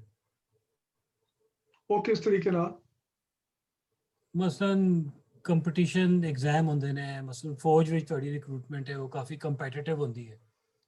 ਉਹ ਉਹਦੇ ਤਾਂ ਵਿੱਚ ਪਹਿਲੇ ਤੋਂ ਚੱਲਦਾ ਪਿਆ ਨਾ, ਠੀਕ ਹੈ ਨਾ। ਫੌਜ ਵੈਸੇ ਹੀ ਉਹ ਆਮ ਮਾਮਲਾਤ ਤੋਂ ਜਿਹੜੇ ਸਾਡੇ ਹਨ, ਉਹ ਹਕੂਮਤੀ ਨਿਜ਼ਾਮ ਤੋਂ ਵੱਖ, ਉਹਨਾਂ ਦਾ ਆਪਸ ਵਿੱਚ ਠੀਕ ਹੈ, ਫੌਜ ਵਿੱਚ ਮੈਰਿਟ ਨਾਲ ਬਹਿੰਦੇ ਨੇ, ਲੇਕਿਨ ਫੌਜੀ ਅਫਸਰਾਨ ਵੀ ਹੁਣ ਸ਼ਾਮਿਲ ਹਨ। ਕਿਸੇ ਨੇ ਜਜ਼ੀਰਾ ਖਰੀਦ ਲਿਆ ਪਾਕਿਸਤਾਨ ਤੋਂ ਬਾਹਰ, ਕਿਸੇ ਨੇ ਨਹੀਂ ਬੈਂਕ ਸਰ, ਉਹ ਵਾਸਤੇ। ਇੱਕ ਅਲੱਗ ਗੱਲ ਹੈ, ਉਹ ਇੱਕ ਅਲੱਗ ਗੱਲ ਹੈ, ਲੇਕਿਨ ਮਤਲਬ ਇਹ ਤੁਸੀਂ ਕਿਹਾ ਨਾ ਕਿ ਪੈਟਰਨੇਜ ਦੇ ਬਗੈਰ ਜਿਹੜਾ ਕੁਝ ਚੀਜ਼ਾਂ ਚੱਲ ਰਹੀਆਂ, ਤੇ ਮੈਂ ਮੇਰੇ ਜ਼ਿਹਨ ਵਿੱਚ ਆਇਆ ਕਿ ਰਿਕਰੂਟਮੈਂਟ ਹੈ ਨਾ ਸਿਰਫ ਫੌਜ ਵਿੱਚ, ਫੌਜ ਦੀ, ਹਾਂ, ਬਿਊਰੋਕ੍ਰੇਸੀ ਵਿੱਚ ਵੀ ਰਿਕਰੂਟਮੈਂਟ ਕਾਫੀ ਹੱਦ ਤੱਕ ਟਰਾਂਸਪੇਰੈਂਟ ਹੁੰਦੀ ਹੈ। ਤੁਹਾਡੇ ਹੋਰ ਬਾਜ਼ ਕੁਝ ਸਰਕਾਰੀ ਇਦਾਰੇ ਨੇ ਜਿਹਦੇ ਵਿੱਚ ਰਿਕਰੂਟਮੈਂਟ ਬੜੀ ਫੇਅਰ ਹੁੰਦੀ ਹੈ, ਸਟੇਟ ਬੈਂਕ ਵਿੱਚ ਹੁੰਦੀ ਹੈ ਫੋਰ ਐਗਜ਼ਾਮਪਲ, ਹੋਰ ਇਸ ਤਰ੍ਹਾਂ ਦੀ ਹੈ ਨੇ ਸਰਕਾਰੀ ਜਗ੍ਹਾ। ਹਾਂ ਨਹੀਂ ਉਹ ਠੀਕ ਹੈ, ਰਿਕਰੂਟਮੈਂਟ ਆ ਗਈ। ਤੇ ਸਰ ਇੱਕ ਤੇ ਟ੍ਰਾਂਸਪੇਰੈਂਸੀ ਹੋ ਸਕਦੀ ਹੈ ਜਿਹੜੀ ਪਬਲਿਸਾਈਜ਼ ਲੋਕੀ ਕਰਦੇ ਨੇ, ਕਿ ਹਰ ਕੰਮ ਨੂੰ ਜਿੰਨਾ ਟ੍ਰਾਂਸਪੇਰੈਂਟ ਕਰ ਦਿਓ, ਤੇ ਜਿਹੜਾ ਵੀ ਕੋਈ ਕੰਮ ਹੋ ਰਿਹਾ ਹੈ ਮਤਲਬ ਉਹਨੂੰ ਪਬਲਿਸਾਈਜ਼ ਕਰੋ ਤਾਂ ਕਿ ਜੋ ਕੋਈ ਗਲਤ ਕੰਮ ਕਰੇ ਉਹਦੀ ਸ਼ਰਮਿੰਦਗੀ ਹੋਏ। ਨਹੀਂ, ਉਹ ਟ੍ਰਾਂਸਪੇਰੈਂਸੀ ਦੀ ਕੋਈ ਮਿਸਾਲ ਹੈ ਬਈ? ਕੋਈ ਐਸਾ ਮਹਿਕਮਾ ਜਿਹੜਾ ਟ੍ਰਾਂਸਪੇਰੈਂਸੀ ਨਾਲ ਕੰਮ ਕਰਿੰਦਾ ਪਿਆ ਹੋਵੇ, ਜਿਹਨੇ ਆਪਣਾ ਤਰੀਕੇਕਾਰ ਬਦਲਿਆ ਹੋਵੇ?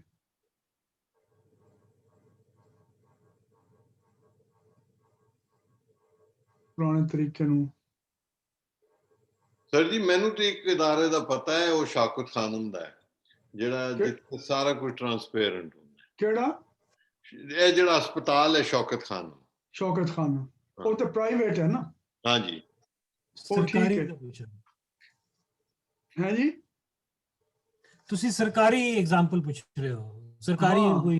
ਹਾਂ, ਪ੍ਰਾਈਵੇਟ ਵਿੱਚ ਤਾਂ ਮੈਰਿਟ ਇਸ ਵਾਸਤੇ ਅਹਿਮ ਹੁੰਦਾ ਹੈ, ਮਤਲਬ ਦੋ ਚੀਜ਼ਾਂ ਹਨ ਨਾ।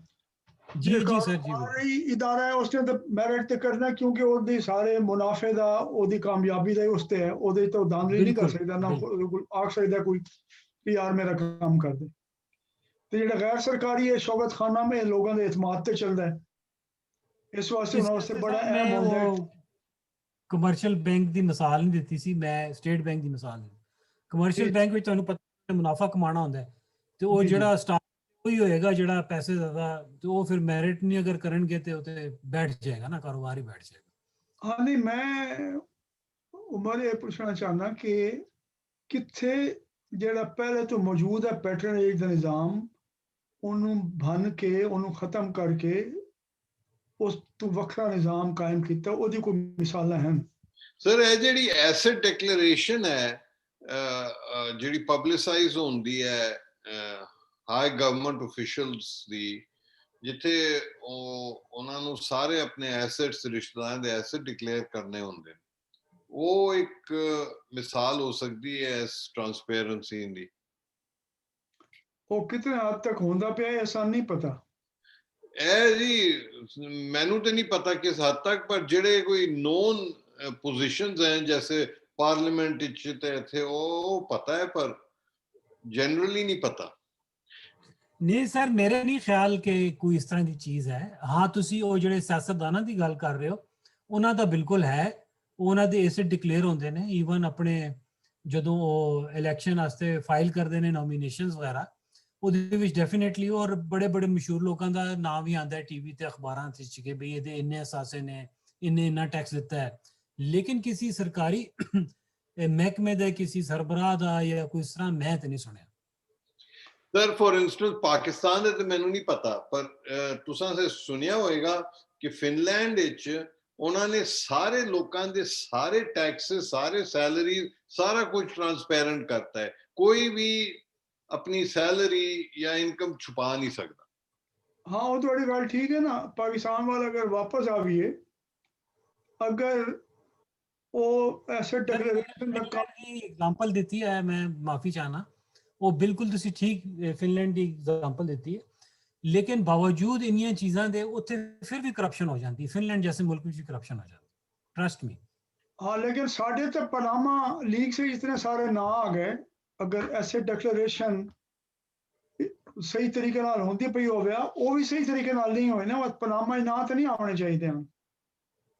सर पनामा लीग से ਮੈਨੂੰ ਨਹੀਂ ਪਤਾ ਕਿ ਪਨਾਮਾ ਵਿੱਚ ਸਿਰਫ ਪਾਕਿਸਤਾਨੀ ਨੇ ਕਿ ਬਾਕੀ ਦੁਨੀਆ ਦੇ नहीं ਲੋਕ ਨੇ। सारी दुनिया तो हैं, लेकिन ਦੇਖੋ ਨਾ, बाकी आने ਮੈਂ ਜਾ ਕੇ ਉੱਥੇ ਖੋਜ ਲਵਾਂ, ਮੈਂ ਅਗਰ ਜਾ ਕੇ ਖੋਜ ਲਵਾਂ, ਹੋ ਸਕਦਾ ਮੈਨੂੰ ਫਿਨਲੈਂਡ ਦਾ ਵੀ ਇੱਕ ਆਧ ਬੰਦਾ ਲੱਭ ਜਾਏ ਉੱਥੇ। नहीं बाकी मुल्कां च ये होया Offshore है, मतलब नहीं ट्रस्ट मी। बाकी मुल्कां च ये होया है कि लोगों ने इस्तीफे दे दिते। आइसलैंड के वजीर आजम ने, मेरा ख्याल है आइसलैंड का ही आई, उन्हें इस्तीफा दे दिता जिले ओदा ना आया। इंग्लैंड के वजीर आजम दे कोई प्यो का ना आया, शायद उन्होंने इस्तीफा दे। मतलब बाकी मुल्कां च ये होया कि अगर चोर बाजारी की तो उन्होंने ना आ गया, उन्हें मजीद तहकीक या अदालती केस की गल नहीं की, उन्हें कि इतनी गल काफ़ी है कि मेरा नाम वो आ गया। इसका मतलब है कि मैं अपने पैसे ऐसी जगह जमा कराए हैं जितों मैं टैक्स तो बच सका। टैक्स चोरी का काम किया मैं अपने एसेट मुल्क के अंदर डिक्लेयर ना करके। उन्होंने जोड़ा है वो जोड़ा पब्लिक ऑफिस है, जी वो जिम्मेदारी है उस तो अलग हो गए। एक लेकिन जी चीज़ तुसा नहीं तवज्जो की वो है मोटरवे पुलिस, कि पुरानी पुलिस का निज़ाम उंज ही चलता पे, लेकिन एक असा मोटरवे पुलिस ने दस दिता है कि अगर तुसा दूए तरीके नाल काम करना चाहो तो वो भी मुमकिन है। ये तुसी नहीं आख सकते कि इस निज़ाम ने इंज ही चलना।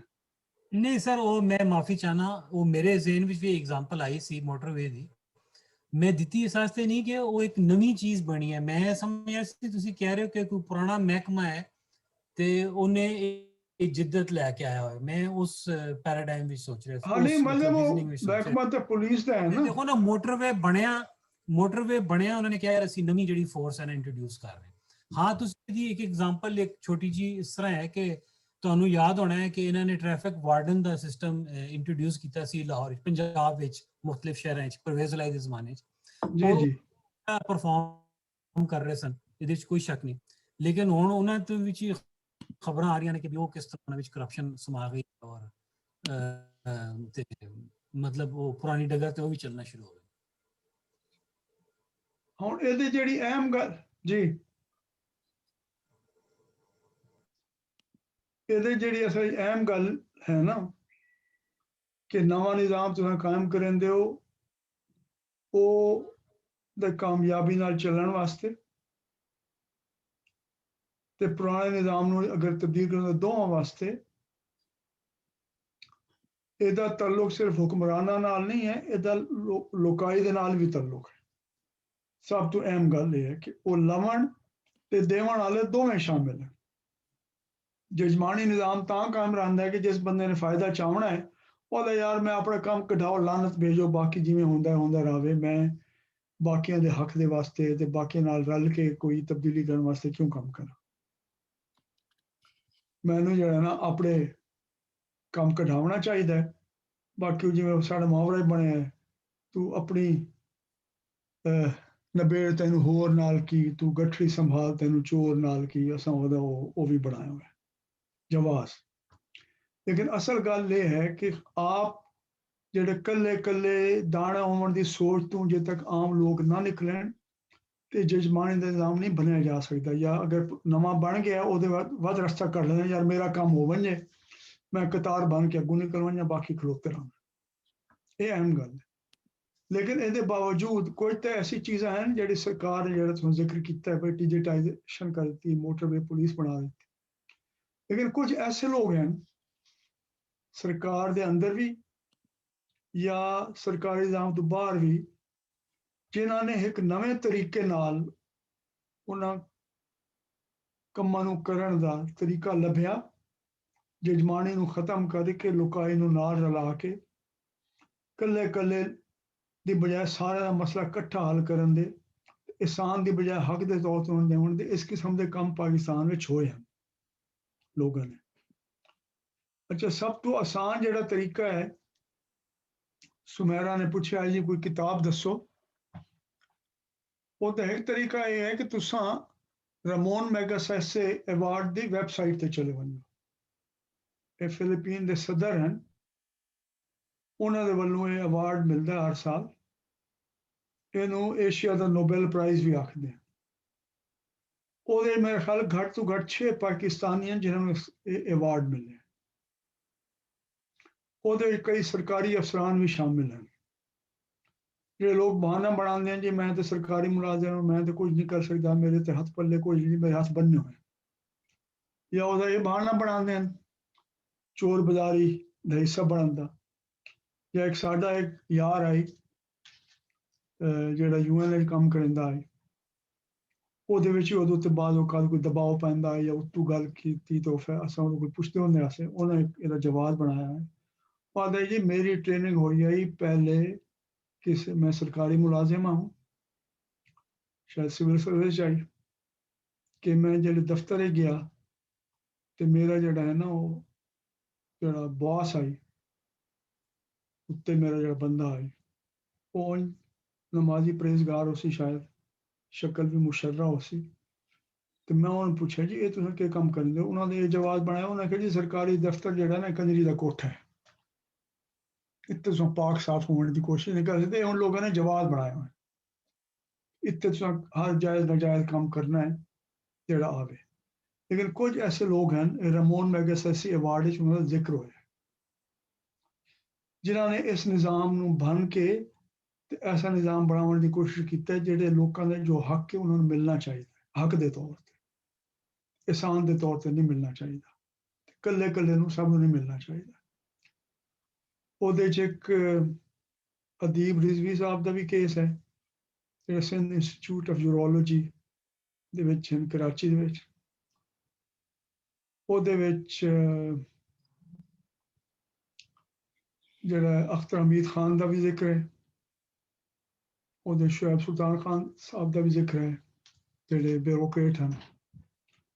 ਤੇ ਹੁਣ ਵੀ ਸਾਡੇ ਐਸੇ ਲੋਕ ਹਨ ਬਿਊਰੋਕ੍ਰੇਸੀ ਦੇ ਵਿੱਚ, ਜਿਸ ਤਰ੍ਹਾਂ ਅਮਜਦ ਸਾਕਿਬ ਸਾਹਿਬ ਹਨ, ਉਹਨਾਂ ਨੇ ਅਖੂਵਤ ਦੇ ਨਾਂ ਤੋਂ ਇਦਾਰਾ ਸ਼ੁਰੂ ਕੀਤਾ ਕਿ ਆਮ ਗਰੀਬ ਲੋਕਾਂ ਨੂੰ ਕਰਜ਼ਾ ਮਿਲੇ ਬਗੈਰ ਸੂਦ ਦੇ।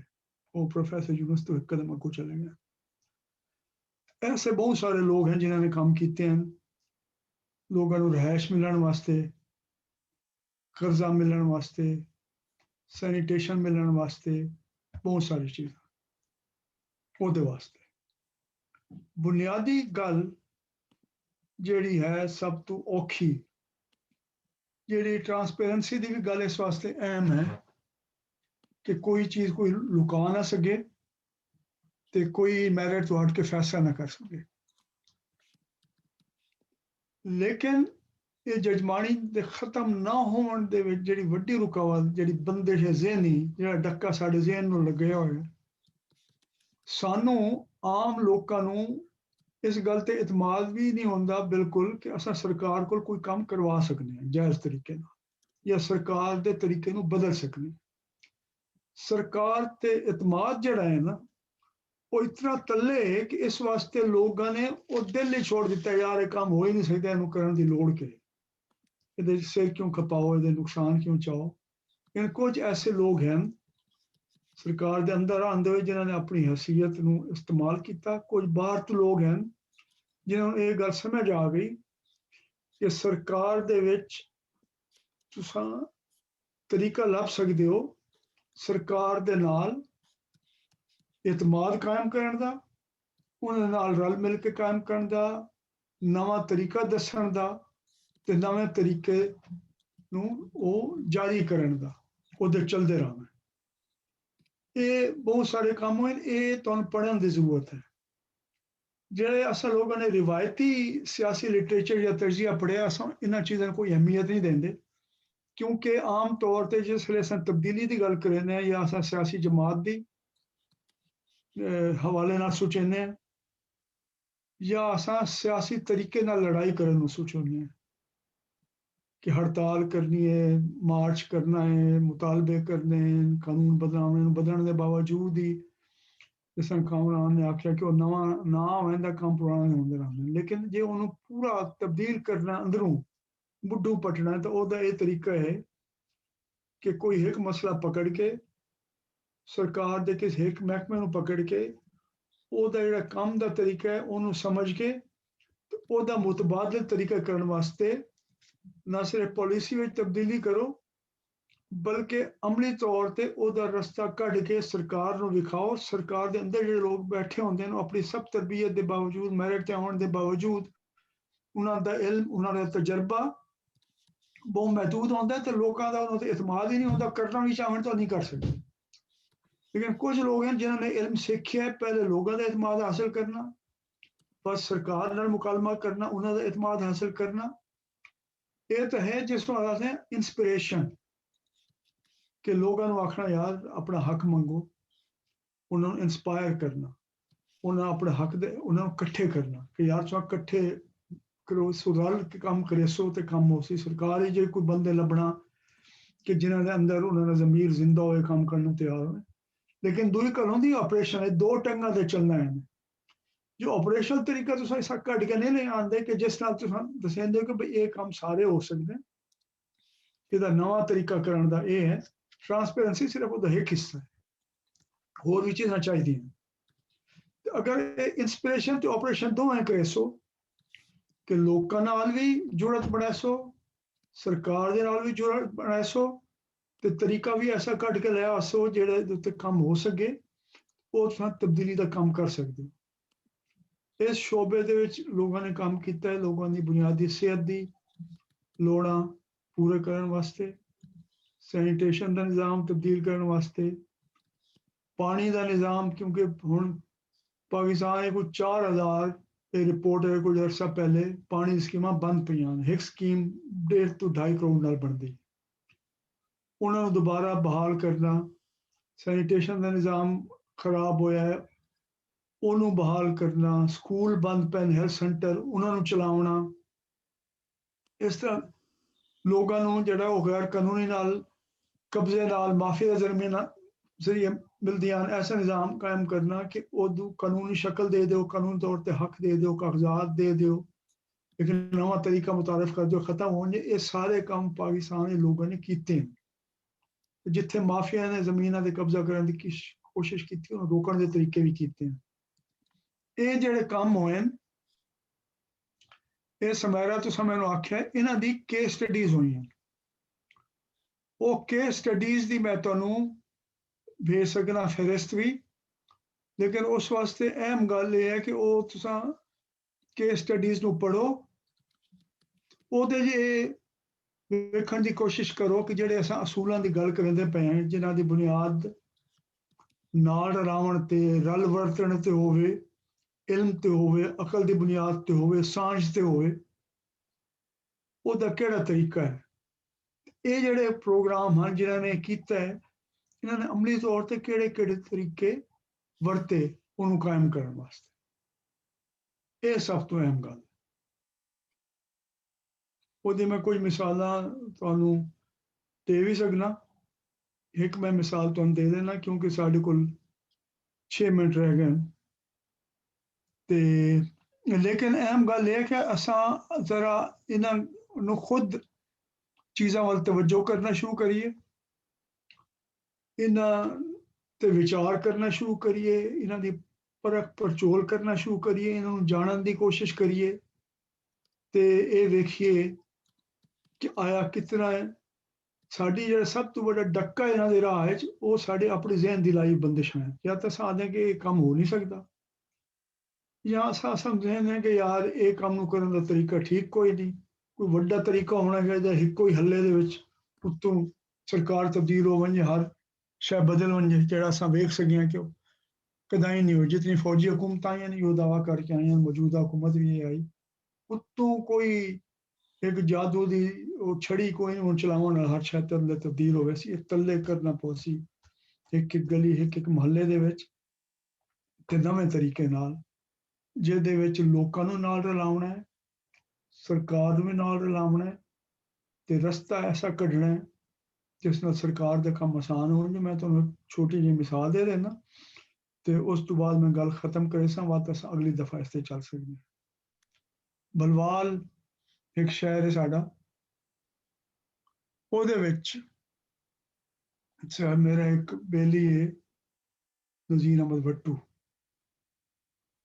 हुण ਜਿਹੜੀਆਂ हज़ारां मैं तुहानूं दस्सिया वाटर सप्लाई स्कीमां बंद पईयां ਉਹਦੇ ਜੀ ਵਾਟਰ ਸਪਲਾਈ ਸਕੀਮ ਬਣ ਗਈ ਆਈ, ਕਰੋੜਾਂ ਰੁਪਏ ਨਾਲ ਤੋਂ ਬੰਦ ਪਈ ਹੋਈ ਹੈ।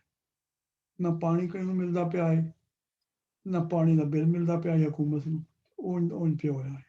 ਇਹ ਜਿਹੜੇ ਅਸੀਂ ਗੱਲ ਕਰਦੇ ਪਏ ਸੀ ਲੋ ਲੈਵਲ ਆਫ ਇਕੁਇਲਿਬ੍ਰੀਅਮ, ਪਿਛਲੀ ਕਲਾਸ ਹੈ।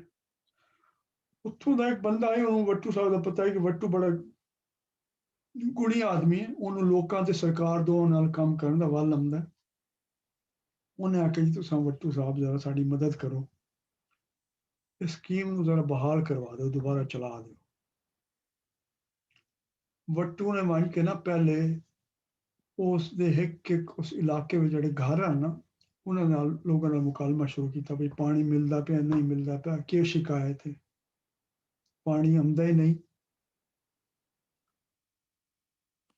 ਅੱਛਾ ਹਾਂ, ਤੇ ਪਾਣੀ ਆਉਂਦਾ ਹੀ ਨਹੀਂ ਪਿਆ, ਜਾਂ ਪਾਣੀ ਦੀ ਪਾਈਪਲਾਈਨ ਲੀਕ ਹੁੰਦਾ ਪਿਆ ਹੈ, ਜਾਂ ਓਵਰ ਟੈਂਕ ਦੇ ਵਿੱਚ ਕੋਈ ਖਰਾਬੀ ਹੈ, ਜਾਂ ਮਸ਼ੀਨ ਨਹੀਂ ਚੱਲਦੀ, ਜਾਂ ਬਿਜਲੀ ਦਾ ਕਨੈਕਸ਼ਨ ਖਤਮ ਹੋ ਗਿਆ, ਕੀ ਹੋ ਗਿਆ। ਪੂਰਾ ਸਰਵੇ ਕਰਕੇ ਪਤਾ ਕੀਤਾ। ਵੱਧ ਲੋਕਾਂ ਨੂੰ ਆਖਿਆ ਵੀ ਤੁਸੀਂ ਚਾਹੁੰਦੇ ਹੋ ਤੁਹਾਨੂੰ ਬਕਾਇਦਗੀ ਨਾਲ ਪਾਣੀ ਮਿਲੇ ਜਾਂ ਨਾ ਮਿਲੇ, ਤੇ ਜੇ ਪਾਣੀ ਮਿਲੇ ਤਾਂ ਉਹਦੇ ਬਾਅਦ ਬਿੱਲ ਦੱਸੋ। ਉਹਨਾਂ ਕਿਹਾ ਹਾਂ।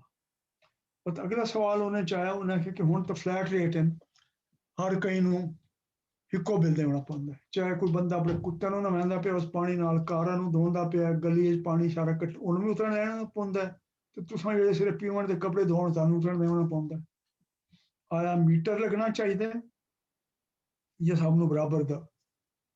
ਲੋਕਾਂ ਨੂੰ ਸਮਝ ਆ ਗਈ ਕਿ ਮੀਟਰ ਜਿਹੜਾ ਹੈ ਨਾ ਉਹਦਾ ਵੱਟੂ ਦਾ ਆ ਰਹੀ water management is water measurement, ਕਿ ਠੀਕ ਹੈ ਅਸੀਂ ਮੀਟਰ ਦੀ ਲਵਾਈ ਸਾਂ ਤੇ ਜਿਹੜਾ ਮੀਟਰ ਦੇ ਮੁਨਸੀ ਉਹਦੀ ਸਾਂ ਵੀ ਸਹੀ। ਵੱਟੂ ਆਖਰ ਕਾਮਯਾਬ ਹੋ ਗਿਆ, ਉਸ ਤੇ ਪੈਸੇ ਲੱਗਦੇ 5-6 ਹਜ਼ਾਰ, ਲੇਕਿਨ ਇੱਕ ਵਕਤ ਦੀ ਸਰਮਾਇਆਕਾਰੀ ਹੈ। ਉਹਨਾਂ ਆਖਿਆ ਤੁਹਾਡਾ ਮੁਸਤਕਿਲ ਤੌਰ ਤੇ ਧੰਦਾ ਹੈ ਖਤਮ ਹੋ ਗਿਆ ਸੀ, ਤੁਹਾਨੂੰ ਪਾਣੀ ਮਿਲਣਾ ਸ਼ੁਰੂ ਹੋ ਗਿਆ ਸੀ। ਲੋਕਾਂ ਨੂੰ ਤਿਆਰ ਕੀਤਾ, ਮਿਊਨਿਸਪਲ ਕਮੇਟੀ ਨੂੰ ਆਖਿਆ ਕਿ ਤੁਸੀਂ ਮੇਰੇ ਦਫ਼ਤਰ ਦਿਓ, ਮੇਰੇ ਜਿਹੜੇ ਬੰਦੇ ਜਿਹੜੇ ਡਾਇਲੌਗ ਕਰਦੇ ਸੋਸ਼ਲ ਆਰਗੇਨਾਈਜ਼ਰ ਉੱਥੇ ਬਸਣ, ਲੋਕਾਂ ਨੂੰ ਪਤਾ ਹੋ ਸੀ ਕਿ ਇਹਦਾ ਤੁਹਾਡੇ ਨਾਲ ਤਾਲੁਕ ਹੈ। ਉਹਨਾਂ ਨਾਲ ਮੁਆਹਦਾ ਕੀਤਾ ਕਿ ਜਿਹੜੇ ਤੁਸੀਂ ਇਹ ਠੀਕ ਕਰਵਾਓ ਆਪਣੀ, ਅਗਰ ਬਿਜਲੀ ਦੀ ਮੋਟਰ ਖਰਾਬ ਹੈ ਓਵਰਹੈਡ ਟੈਂਕ ਨੂੰ ਸਾਫ਼ ਕਰਾਓ, ਜਿੱਥੇ ਜਿੱਥੇ ਲੀਕ ਹੁੰਦੇ ਪਏ ਉਹਨਾਂ ਨੂੰ ਠੀਕ ਕਰੋ ਪਾਈਪਲਾਈਨਾਂ, ਤੇ ਜਿਹੜੇ ਲੇ ਤੁਹਾਨੂੰ ਇਹਦਾ ਬਿੱਲ ਮਿਲਣਾ ਸ਼ੁਰੂ ਹੋ ਸਨ ਤੇ 1% ਹੈ ਉਹ ਤੁਸੀਂ ਮੇਰੇ ਬੰਦਿਆਂ ਨੂੰ ਦੱਸੋ ਜਿਹੜੇ ਕੰਮ ਕਰਦੇ ਪਏ। ਇਹ ਤੁਹਾਡੇ ਸਬ ਕੰਟਰੈਕਟਰ ਬਣ ਗਏ ਸਨ, ਕੰਮ ਜਿਹੜਾ ਤੁਹਾਡਾ ਸਰਕਾਰੀ ਅਮਲਾ ਨਹੀਂ ਕਰ ਸਕਦਾ, ਜਾਂ ਉਹਨਾਂ 'ਚ ਸਖਤ ਕੋਈ ਨਹੀਂ, ਜਾਂ ਉਹਨਾਂ 'ਚ ਉਹ ਤਰਬੀਅਤ ਕੋਈ ਨਹੀਂ, ਉਹ ਇਹ ਕਰਦੇ ਸਨ। ਲੋਕਾਂ ਨੂੰ ਪਾਣੀ ਮਿਲ ਸੀ, ਤੁਹਾਨੂੰ ਬਿੱਲ ਮਿਲ ਸੀ, ਇਹਨਾਂ ਕੰਮ ਕਰਨ ਵਾਲਿਆਂ ਨੂੰ ਤਨਖਾਹ ਮਿਲ ਸੀ। ਉਹ ਵੱਟੂ ਨੇ ਬੜੀ ਕਾਮਯਾਬੀ ਨਾਲ ਕੀਤਾ। ਉਸ ਪ੍ਰੋਗਰਾਮ ਦਾ ਨਾਮ ਉਹਨੇ ਚੰਗਾ ਪਾਣੀ ਪ੍ਰੋਗਰਾਮ ਰੱਖਿਆ। ਉਹਨਾਂ ਦੇ ਨਾਲ ਜਿਸ ਇਦਾਰੇ ਨੇ ਮਦਦ ਕੀਤੀ ਉਹ ਹੈ Punjab municipal development fund company. ਉਹਨਾਂ ਨੇ ਉਹਦੀ ਤਨਜ਼ੀਮ ਜਿਹੜੀ ਹੈ ਵੱਟੂ ਦੀ ਅੰਜਮਨ ਸਮਾਜੀ ਬਹਿਬੂਦ, ਉਹਦਾ ਮੁਆਹਦਾ ਕਰਵਾਇਆ ਭਲਵਾਲ ਦੀ ਮਿਊਨਿਸਪਲ ਕਮੇਟੀ ਨਾਲ। ਉਹਨਾਂ ਨੇ ਇੱਕ ਨਵਾਂ ਨਿਜ਼ਾਮ ਕਾਇਮ ਕਰ ਦਿੱਤਾ। ਉਹ ਉਹਨਾਂ ਨੇ ਇੱਕ ਜਗ੍ਹਾ ਤੇ ਕੀਤਾ, ਲੇਕਿਨ ਇਸ ਤਰ੍ਹਾਂ ਦੇ ਕਈ ਕੰਮ ਹਨ ਪਾਕਿਸਤਾਨ ਦੇ ਬੇਸ਼ੁਮਾਰ। ਜਿਹੜਾ ਕੱਚੀ ਆਬਾਦੀ ਦਾ ਕੰਮ ਹੈ ਉਹ ਤਾਂ ਪੂਰੇ 50% ਕਰਾਚੀ ਦੀ ਆਬਾਦੀ ਵਾਸਤੇ ਜਿਹੜੇ ਤਸਲੀਮ ਸਦੀਕੀ ਸਾਹਿਬ ਹਨ, ਡਾਇਰੈਕਟਰ ਜਨਰਲ ਸਿੰਧ ਕੱਚੀ ਆਬਾਦੀ ਅਥਾਰਟੀ, ਉਹਨਾਂ ਨੇ ਸਰਕਾਰੀ ਅਫਸਰ ਹੁੰਦੇ ਕੀਤਾ ਤੇ ਉਹਨਾਂ ਨੂੰ ਰਮੋਨ ਮੈਗਸੈਸੀ ਅਵਾਰਡ ਵੀ ਮਿਲੇ ਇਸ ਵਾਸਤੇ। ਇਸ ਵਾਸਤੇ ਮੇਰੀ ਇਹ ਤੁਹਾਡੇ ਨਾਲ ਗੁਜ਼ਾਰਿਸ਼ ਹੋ ਸੀ ਕਿ ਇੱਕ ਕੇਸ ਸਟੱਡੀਜ਼ ਇਹਨਾਂ ਕੰਮਾਂ ਦੀ ਜਿਹੜੀਆਂ ਹਨ ਉਹ ਤੁਸੀਂ ਪੜ੍ਹੋ ਤੇ ਅਸਾਂ ਉਹਦੇ ਵਾਸਤੇ ਗੱਲ ਕਰੀਏ ਕਿ ਇਹਨਾਂ ਦੇ ਪਿੱਛੋਂ ਜਿਹੜੇ ਬੁਨਿਆਦੀ ਅਸੂਲ ਕਿਹੜੇ ਹਨ, ਤੇ ਇਹਨਾਂ ਅਸੂਲਾਂ ਨੂੰ ਲੈ ਕੇ ਇਹ ਜਜਮਾਨੀ ਨਿਜ਼ਾਮ ਦੀ ਜਗ੍ਹਾ ਤੇ ਲੁਕਾਈ ਦਾ ਨਿਜ਼ਾਮ ਕਾਇਮ ਕਰਨ ਦਾ ਕਿਹੜਾ ਰਸਤਾ ਹੈ। ਇਹ ਇੱਕ ਇੱਕ ਕਰਕੇ ਇਹ ਸਾਰਾ ਇੱਕੋ ਹੱਲੇ ਇਕੱਠੀ ਤਬਦੀਲੀ ਨਹੀਂ ਆ ਸਕਦੀ। ਇਹਦੇ ਬਾਰੇ ਤੁਸੀਂ ਸੋਚਣਾ ਹੈ ਤੇ ਅਗਲੀ ਦਫਾ ਇਹਦੇ ਬਾਰੇ ਗੱਲ ਹੋਸੀ।